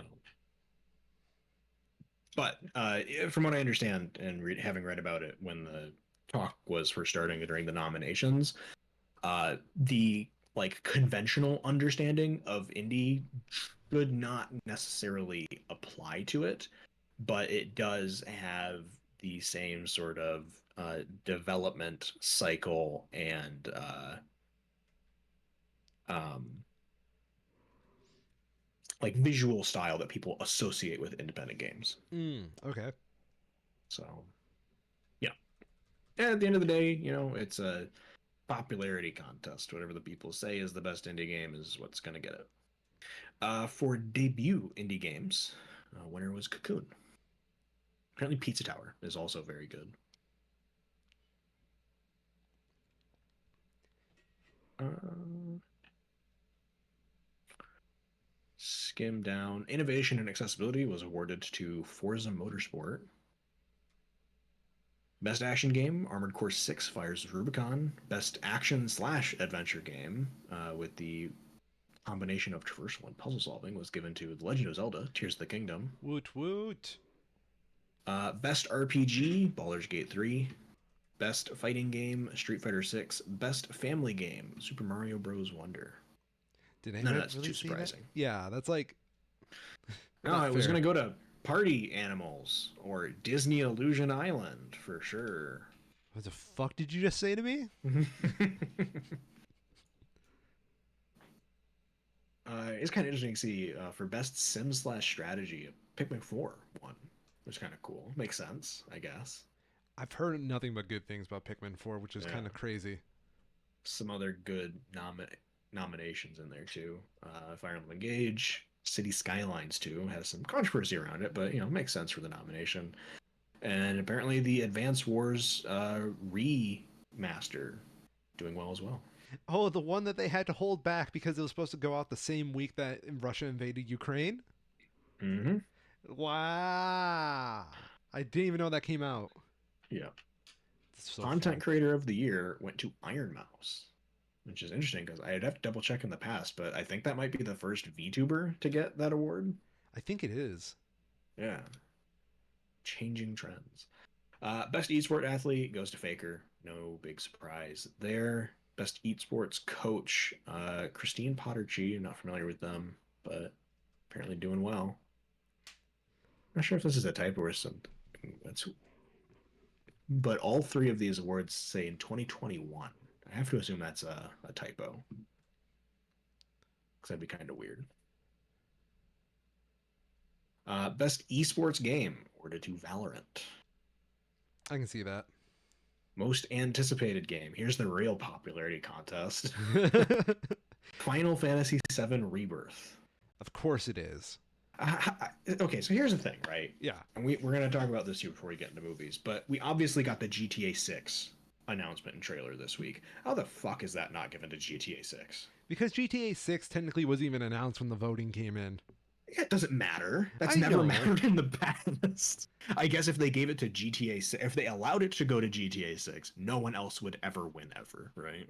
I mean, that have been 10 years of It's like like how it is winning. with the Zelda games, right? Where it's always, whatever the next Zelda game is. Actually, I'm going to give this to the next Pokemon game that's going to come out next year. Yeah. Best adaptation for TV, movie, comic, or more given to The Last of Us. As it should. Yep. And the player's voice, winner in a gigantic shock, Baldur's Gate 3. No. Who could have seen that happen? Not I, good sir. Not I. So yeah, let's wrap up the gaming news here. GTA 6, do you have any thoughts? Any particular feelings on it? I think it's really fucking hilarious that a corpo child leaked it early. Yeah. And I think that is absolutely hilarious how nothing bad will come to that the father of that child. Probably not. Yeah.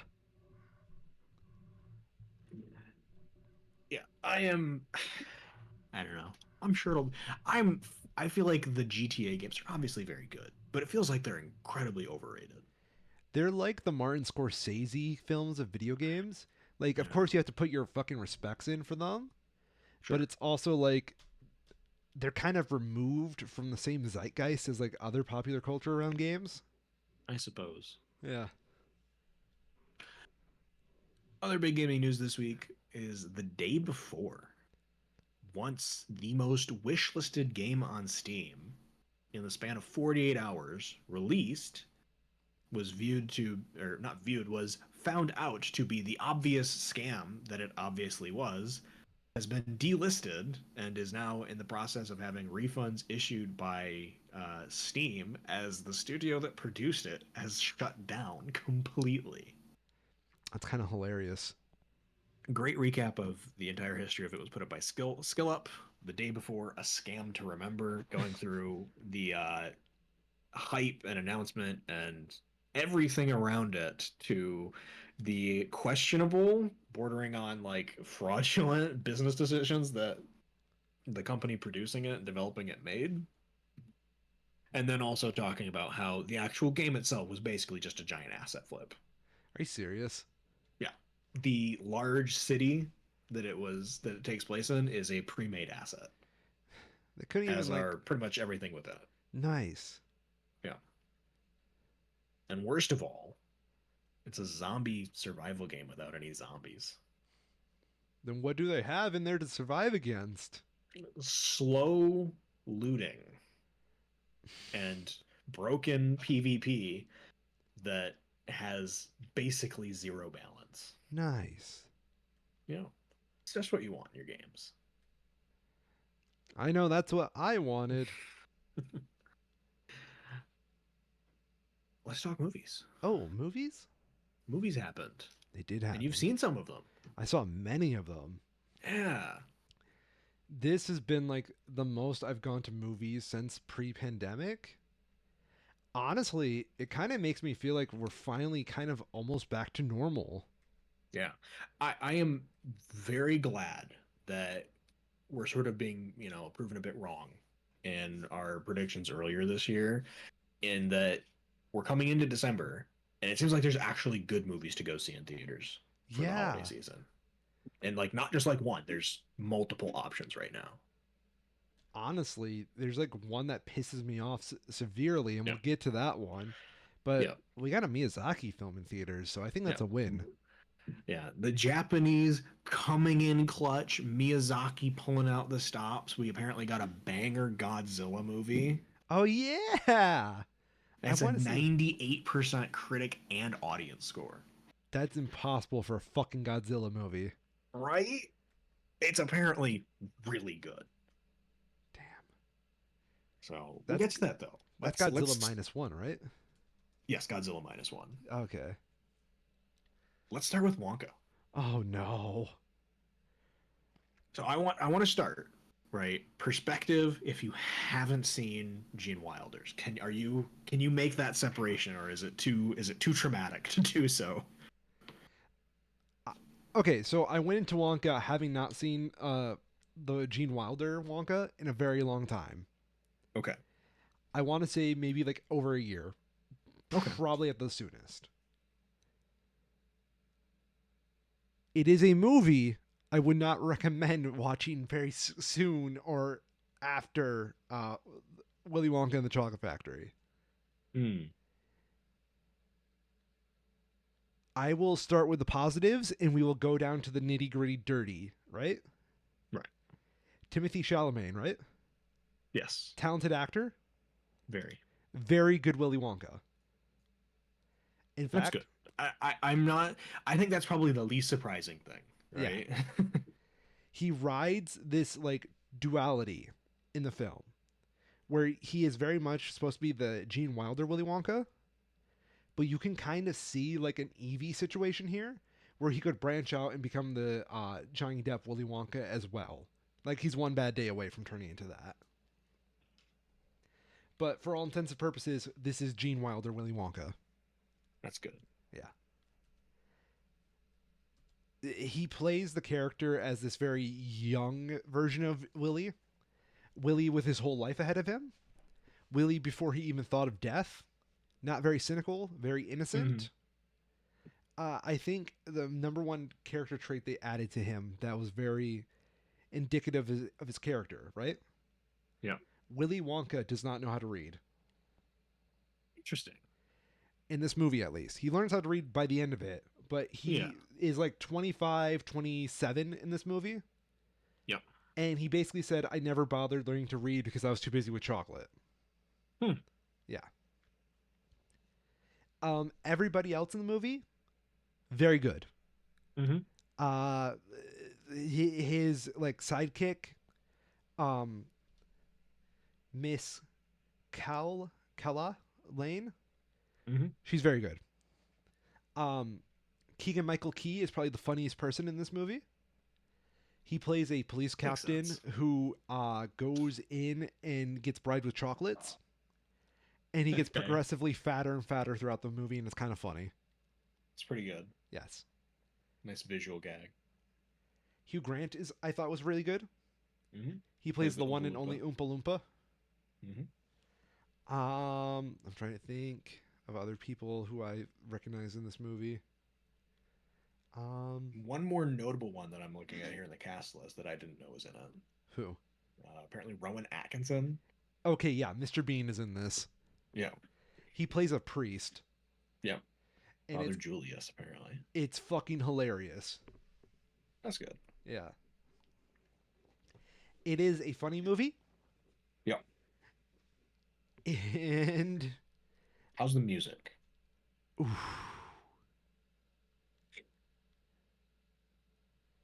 It is a pastiche of the music from the original Willy Wonka. Okay. There's one good song in all of this. Okay. Well, everything else is kind of good, but there's like one I really wanted to stick with that I thought was actually worth it. Hmm. Ironically, it's the song that is pretty much just trying to be pure imagination. Yeah. Yeah. Pure Imagination is in this movie. It's played twice. Hmm. Well, I guess if you got the if I was making a Willy Wonka movie and I had the rights to use pure imagination, so would I. Yeah, there's once where he plays it to end one plot line with his sidekick Noodle, Hmm. which is about him. Noodle's an orphan in this film, and he reunites her with her mother. And then there's one more rendition he does when he's building his factory, Hmm. which that one makes more sense. Um, what else is there? Oh yeah, the song that is pure imagination fuel is "A World of Your Own." Mm. It is honestly kind of the thesis of the film. The set design is very good. Hmm. There's like we get to see his first chocolate shop, Yeah. and they do this really nice thing where they pretty much make the chocolate shop a prototype of the factory. Hmm. So that's cool. That's fun. Yeah. Um, the editing and cinematography was also very good. Hmm. Directing was good. Hmm. The story is ass. Mm.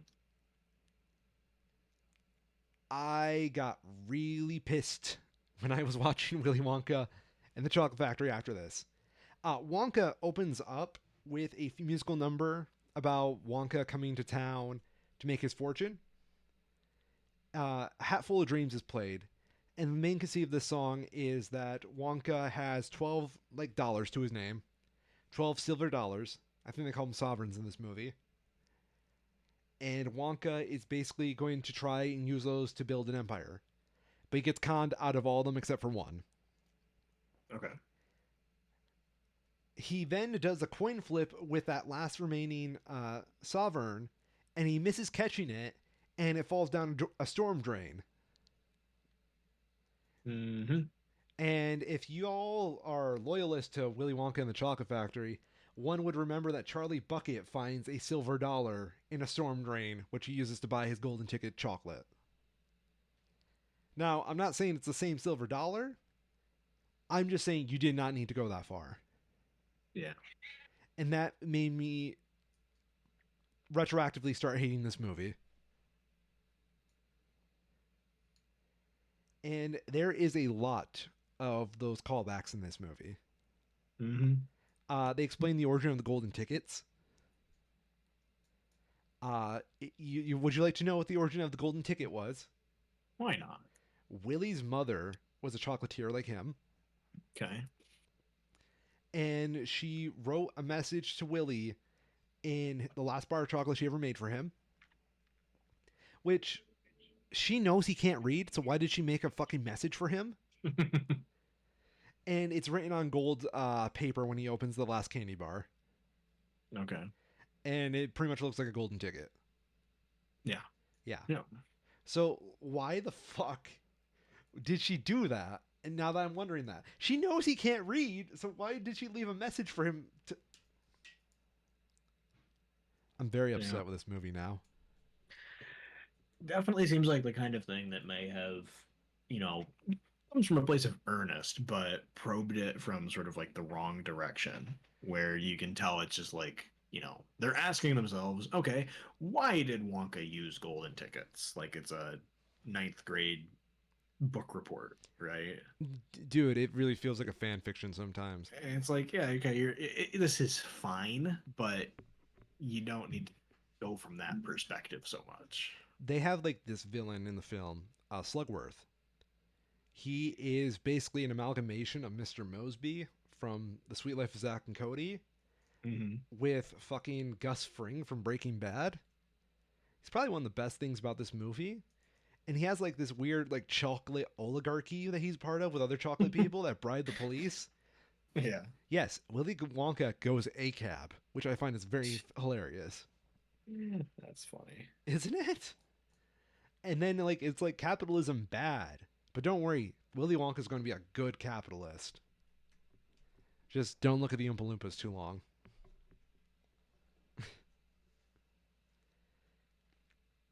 Overall, like I'd probably give this movie a 4 out of 10, just because it does things well, and I probably won't Mhm. mind watching it again. But man, it started off with a sweet taste in my mouth at the end, but it just got progressively bitter. Mm. Yeah. It does seem to be reviewing quite well, and I'll be interested to see it at some point. But I think those are, fair criticisms, right? I just And want to I think know. Sorry. it seems like quite a few of the reviews are coming from, uh, you know, trying to take it more as its own thing, which I think is, partly fair, but it is also literally Wonka, right? Yeah. It's based on a book that was adapted into a film and adapted into another film, so it's very difficult to separate it from what came before. I think it's best enjoyed as far like in tandem with Willy Wonka and the Chocolate Factory. You just Hmm. need like to give yourself like a nice break between them so you don't have to see the Yeah. parallels constantly. Or you go this first into Willy Wonka and the Chocolate Factory and you end on the high note. Yeah, that works too. That I wouldn't mind. Hmm. Can we talk about a good movie now? Yeah. Boy and the Heron. This is my movie of 2023. Yeah. Oh yeah. I fuck with Boy and the Heron. This thing is a 9 out of 10. Nice. Yeah. It is beautiful. It has like this animation style at the very beginning, I wish was throughout the whole movie. Unfortunately, it's only really used in the beginning scene. And I got real fucking excited thinking we are going to get a movie with this kind of style. But it goes to like standard Ghibli affair. Yep. It's probably one of the most violent Ghibli movies I've ever seen. Interesting. I would probably compare it more to Mononoke than like Hmm. any other Ghibli movie. Birds eat people in this movie, and I fuck with birds eating people. So I'm curious, did you see it in dub or sub? I watched it in sub only Interesting. because Okay. I have the belief that if I'm going to watch something animated for the first time, Hmm. I want to focus on the animation. And if I'm staring at the subtitles, I feel like I'm not doing the animation enough credit. Sure. Yeah. Like if this was a live action movie, probably wouldn't feel that way. But Hmm. for animation particularly, and I think that's actually why a lot of people can get into anime if they watch sub stuff over dub stuff, because Right. anime doesn't move as much as like Western stuff. Hmm. So like if you're busy focusing on subtitles, you don't notice like the own stiffness of the animation sometimes. Yeah. Yeah. But no, the Boy and the Heron, Robert Pattinson, kind of That's what I was fucks. wondering on. I don't know how He Robert went Pattinson. hard. He goes way hard. I'm not gonna lie, I didn't even know it was him for a good portion of the film. Yeah. Robert Pattinson, I thought was Willem Dafoe. Well, it's funny you bring that up. I still need to see the lighthouse. That's like the best part about this But is like yeah. I was so certain Robert Pattinson's character was Willem Dafoe, and then Willem Dafoe showed up, and I'm like, who the fuck is that guy then? No, it is like Robert Pattinson doing like this Willem Dafoe esque voice, Yeah. and it's good. I But have been very much enjoying his sort of like resurgence these last couple of years because he was in Lighthouse, of course, Tenet, The Batman. Really good comeback from Ron Pattinson coming off of the Twilight stuff. I think he got a definitely he, not kind of he got a bad name from it, yeah, it's and tragic he he's had to start that way, but man, very much proving how talented he is. I'm just gonna kind of go through like the cast real quick. Yeah, Uh, it's a banger cast. yeah, Mahito's voice Oh, actor. all It's right. I gotta say real quick though, yo, and I'm just seeing it now. I am another actor I'm very glad to see in more serious roles. Dave Batista, so underrated, and he deserves more real stuff. to show his chops. I will get to Dave Bautista here in a second. Okay. Maito, the main character, played Yes. by Luca Padovin. Padovin? Hmm. Um, What else was he in? Yeah, yeah. Very good. He's a very silent protagonist for like a good Hmm. portion of the film, but I got a lot of good voices from him. Hmm. Lady Hime by Karen Fukuhara. Yep. Very good. I'm just going to say this. I guess I can say everybody is very good Hmm. because, Yeah. I mean, it's a Miyazaki film. yeah, they bring their A game for the There's a Miyazaki floor, films. Yeah. right? And it's pretty high. Gemma Chan as Natsuko. Very good. Christian Hmm. Bale Yeah. as Soichi Maki. Yep. I didn't know that was Christian Bale. Really. He hides it very well. That is Christian Bale. He plays a bit of a comedic, campy character. Hmm. Like, he plays that very rugged 1940s American, like, not American, but like idea of like what masculinity is.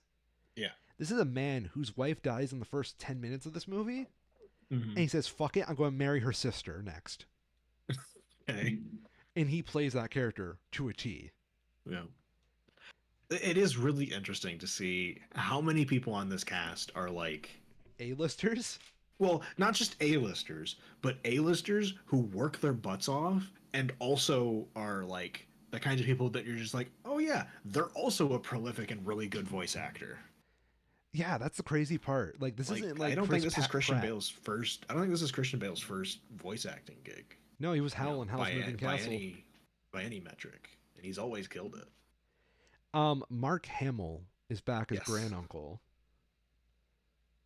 Mark Hamill kind of steals every scene he's in this movie. Yeah. Yeah. He has so much experience. I'm not surprised. Florence Pugh as Kiriko. Hmm. This is a character who goes through like a couple different like. I might be misremembering this character actually. No, I think I am remembering this character right. Okay. Kiriko in this movie is a character that kind of goes through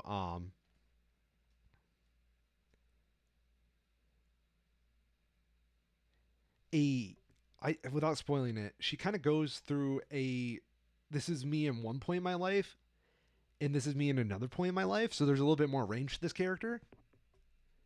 Hmm. And Florence Pugh brings it. Nice. I honestly thought they were two separate voice actresses for Kiriko until now. Noble Interesting. Pelican by Willem Dafoe. Yes. A very short role in this film. Hmm. Steals it. It's fucking best scene in Hmm. the movie. The Parrot King, played by Dave Bautista, Hmm. also steals it. Good. I'm glad. Yeah, Have you seen my weekly chance to chill for Blade Runner 2049? I have not. Highly recommend it. He has a short role in that, but it is highly memorable, and that is the film that convinced me that's like, oh, Dave Bautista's a real actor now. He's not just some dude, some himbo from Yeah, WWE. yeah, he's not just a John Cena like. Yeah. No, I would say Dave Bautista really earned himself like the actor credit that like not even Dwayne the Rock Johnson gets. Yep. Yeah. He is so much more than Guardians of the Galaxy. Like the King Parrot is not like the greatest character, Hmm. but Bautista like puts his heart into that role. Yeah. Yeah. I guess that's all the major characters. There's a couple more that are in the cast that I just don't have too much to say because they don't have Mhm. that much. Fair enough. Yeah. It is honestly, it's a movie. The main theme of this movie I kind of get is that Miyazaki is very afraid of dying without telling Hmm. people to like really consider what they're fucking doing with their lives. Interesting. Yeah, like it's the kind of film that I get the idea that he thinks about death a lot right now and that he is really wanting to get people really considering what life is really about before it. This movie was going to be called How Do You Live? And I think that is the better title of the two. Hmm.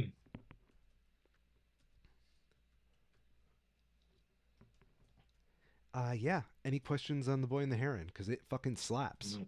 I'm excited to see it. Yeah, you should be. Are you gonna watch Hmm. subbed or dubbed? I will almost definitely watch it dubbed for Pattinson. Good boy. Yeah, I am very. I've seen clips of it, and it's like, damn, he went all out. I want to see more of that because really respect. Like, I like all of the people involved with this production that I know. I deeply respect as artists. So It is an artier yeah. film. Like the thing is, I don't want to tell too much of the plot. Hmm. The plot is very much a mystery almost, which is why I'm trying to Hmm. stay away from it. Sure. But it's an artsy as hell movie. One of my favorite things is there's a lot of birds in this. Hmm. If you can't tell from the title of The Boy and the Fucking Heron. Right. Yeah. Um a common theme I find very interesting in this movie is that there are a lot of birds. There's the parakeet king, there's noble pelican, there's the heron, and they live in like this world that is very confining for them. Hmm. And I think that's a very cool symbol of the film because we always say free as a bird and whatnot, but Right. they in this movie birds are. I said it earlier. Birds kill people in this movie. Hmm. There's a really fucking disturbing scene involving some pelicans. I will tell you. Uh, and what I find interesting is that he's trying to portray a world where cycles of violence have gotten too out of hand. That Hmm. even the most free things like birds are condemned to killing people just to survive. And I Interesting. think Okay. that's a very interesting theme to the film of just like survival and just Hmm. cycles of violence. So you're telling me he ripped off Alfred Hitchcock? Holy shit, you're right. No, no, he did not. Because wait till you see what some of these birds fucking look like.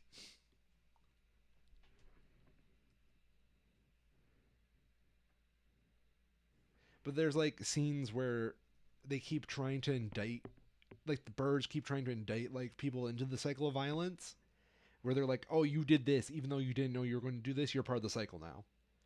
And I think that's a very interesting idea in this film. I could gush about this film. I'm trying to keep quiet for your sake.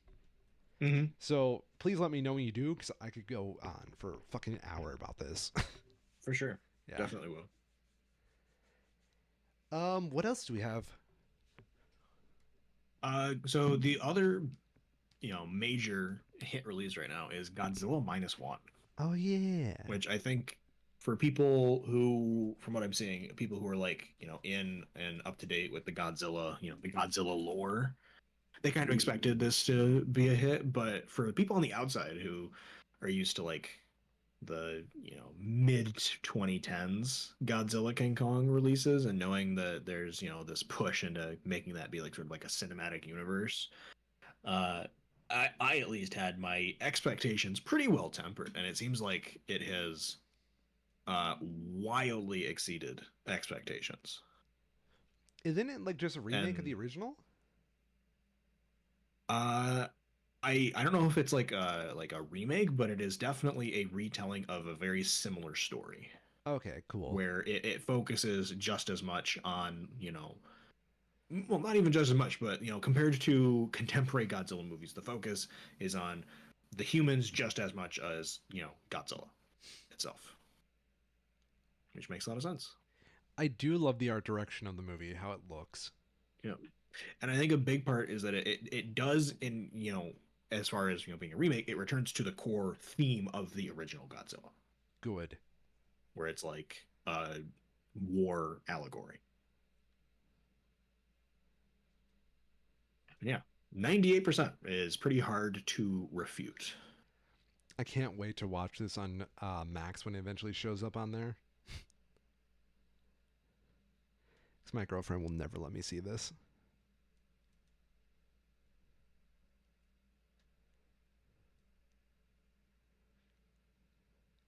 I do love the design they gave Godzilla in this movie. Mm-hmm. He's a scaly motherfucker. Yep. and he knows he looks cute.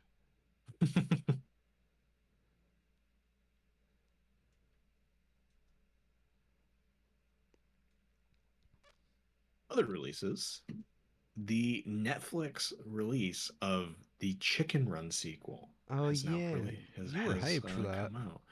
I'm very interested. I'm disappointed that it's it's Netflix only, of course, but uh, very much enjoyed both Chicken Run, of course, and all of the stop motion that that studio was doing around that time, and it's very cool to see them doing it again. Um, yeah, very strong nostalgia, right? Yeah. So I'll be interested to see this at some point. I'm continually disappointed by Netflix's refusal to just put the shit on a DVD at some point. Like, I'll give you 15, $20 for a DVD of this and Glass Onion for what it's worth, but they constantly refuse. So Wasn't Glass I Onion on a DVD? nope. You can buy illegal rips of it on eBay, but there was never an official release. What the fuck? Yeah. Like, I want to give you my it's the same way as like Apple, right? Not only they don't just want you to give them your money, they want you to give them your money their way. That is absolutely abhorrent for Yeah. fucking media preservation.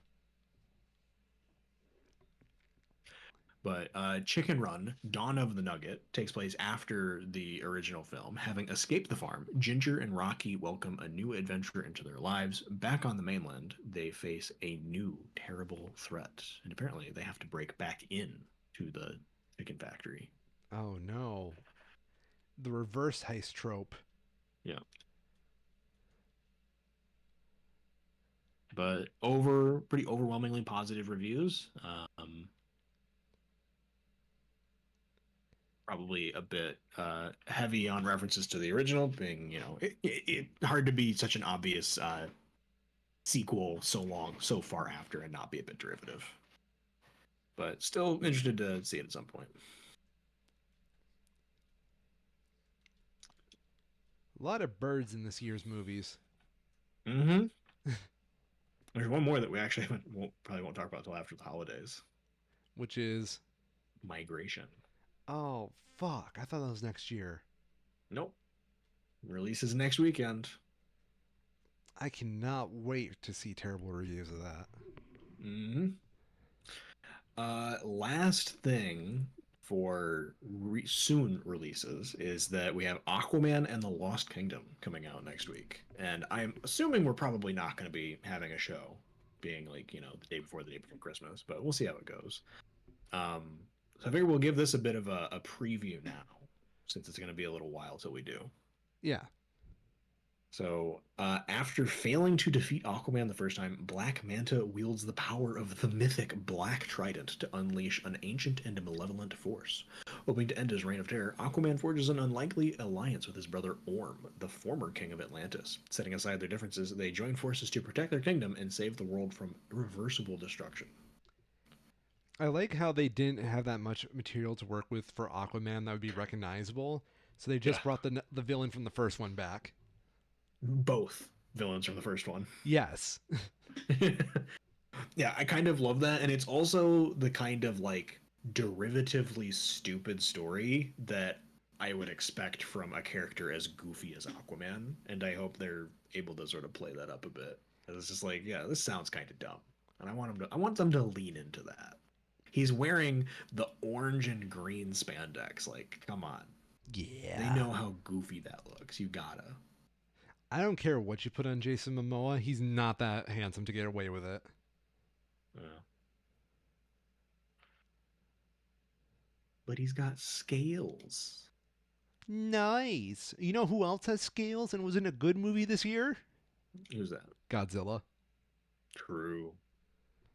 Godzilla would wipe the floor with Aquaman.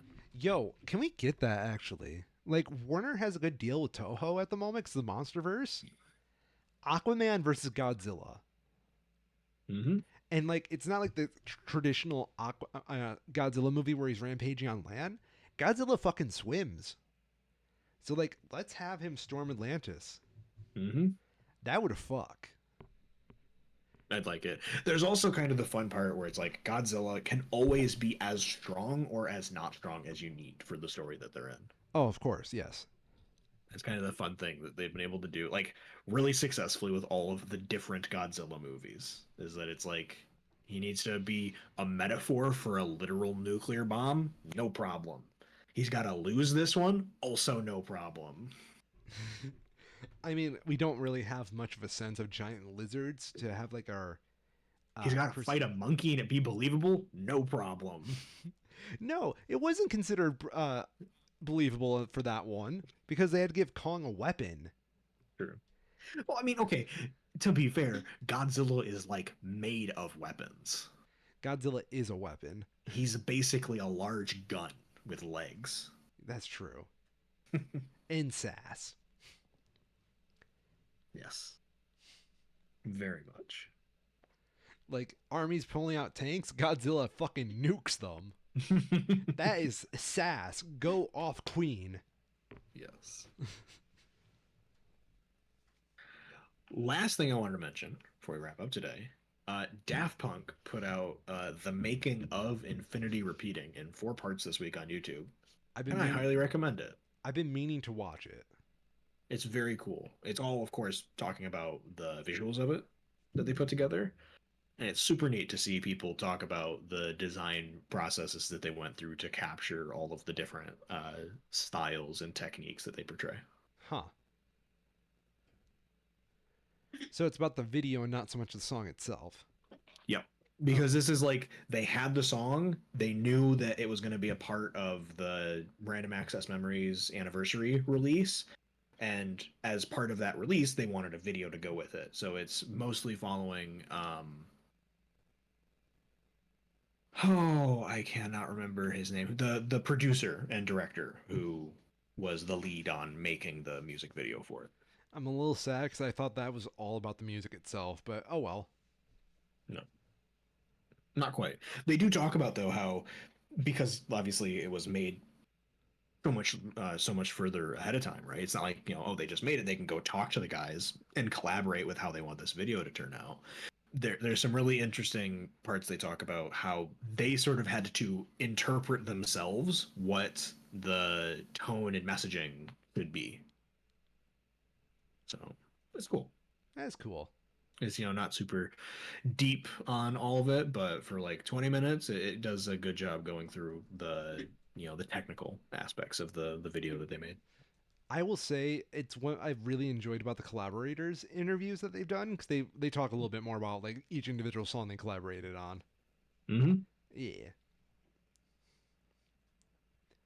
I would love it if we got more documentaries about how famous albums were fucking made or written. It'd be nice. It would be nice. I feel like music's a very no one likes pulling the curtains back on music enough. You ever feel that way? At times. Yeah. But I think it's I also do wonder yep. if a part of that is like industry secrets type of stuff, right? Where music is so much more accessible than some other mediums that people might worry about, giving away too much too soon. That's a good I don't point. know. I also think it's not very interesting when you Yes, frame it the for right way, sure. because like a lot of music is trial and error. Hmm. So we spent 15 months in a box making noises, and these are the ones we liked. Yeah, that's exactly it too. Yeah. Like the best thing I've ever seen actually comes from Daft Punk in terms of like music Right. making. They have a recording on Ram's 10th anniversary, which is Yes. them hanging out in the studio with a loop playing of one of the songs, and Yes. they're writing lyrics to the song. Yes. That is I, so I was badass. gonna say the same thing because Random Access Memories I think is perfect for actually making an interesting documentary about it because of how differently it was made. Yes. And there's a lot of these interviews where they talk to people like uh, Giovanni Moroder and Pharrell and on and on and on. And they all talk about in sort of like the same way. It's just like, yeah, we were invited in, we did our piece, and it was so different from our usual recording experience. It was really interesting. And it's like when you have decades of industry experience and they're the ones saying like, yeah, we didn't expect it to go this way and it was really, interesting, and we think that, we didn't expect this, and the final product we're really happy with. There should be a story to tell there. Yeah. Like, so I say there's a couple different albums that definitely have that same style. Mm-hmm. And even past that, I think it'd be cool for like the ones that aren't that way. Yeah. Because like most albums are just like you get the same people and you get stuck in the box with them for 15 months, Right. and Yep. then then somehow you have to pull a product out of that. Whereas Ram is so different because everybody was going in and out the door all the fucking time. Yep. Only like 3 people were consistent in that whole project. Oh yeah. Yeah. And two of them don't talk. 2 of them are fucking robots. Yeah. One of them is fucking dead technically. Yes. But yeah, I'd love that. That'd be really cool. Daft Punk, I know you're listening. The last, the surviving member of Daft Punk. Yes. I know the memories are on a flash drive somewhere. Just make a documentary, please. Yeah. Any last minute things you would like to pull up? I believe that's all I got. Okay. Well, I'm here to say I'm Mr. Ryan. And they're remaking the fucking One Piece anime. What the fuck? Damn. I did not know that. And I'm Kyril, and I'm also a Schmo. See, I was saving that for like the very end because I knew there wasn't really much to talk about. Fucking goddamn, good job, Henry Kissinger. You're dead. Thank you. Good night.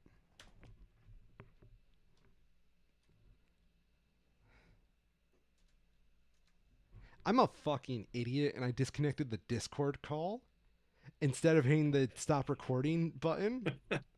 And I'm still recording because I think I need to be publicly shamed for that dumbass move. Okay, now I'm not recording.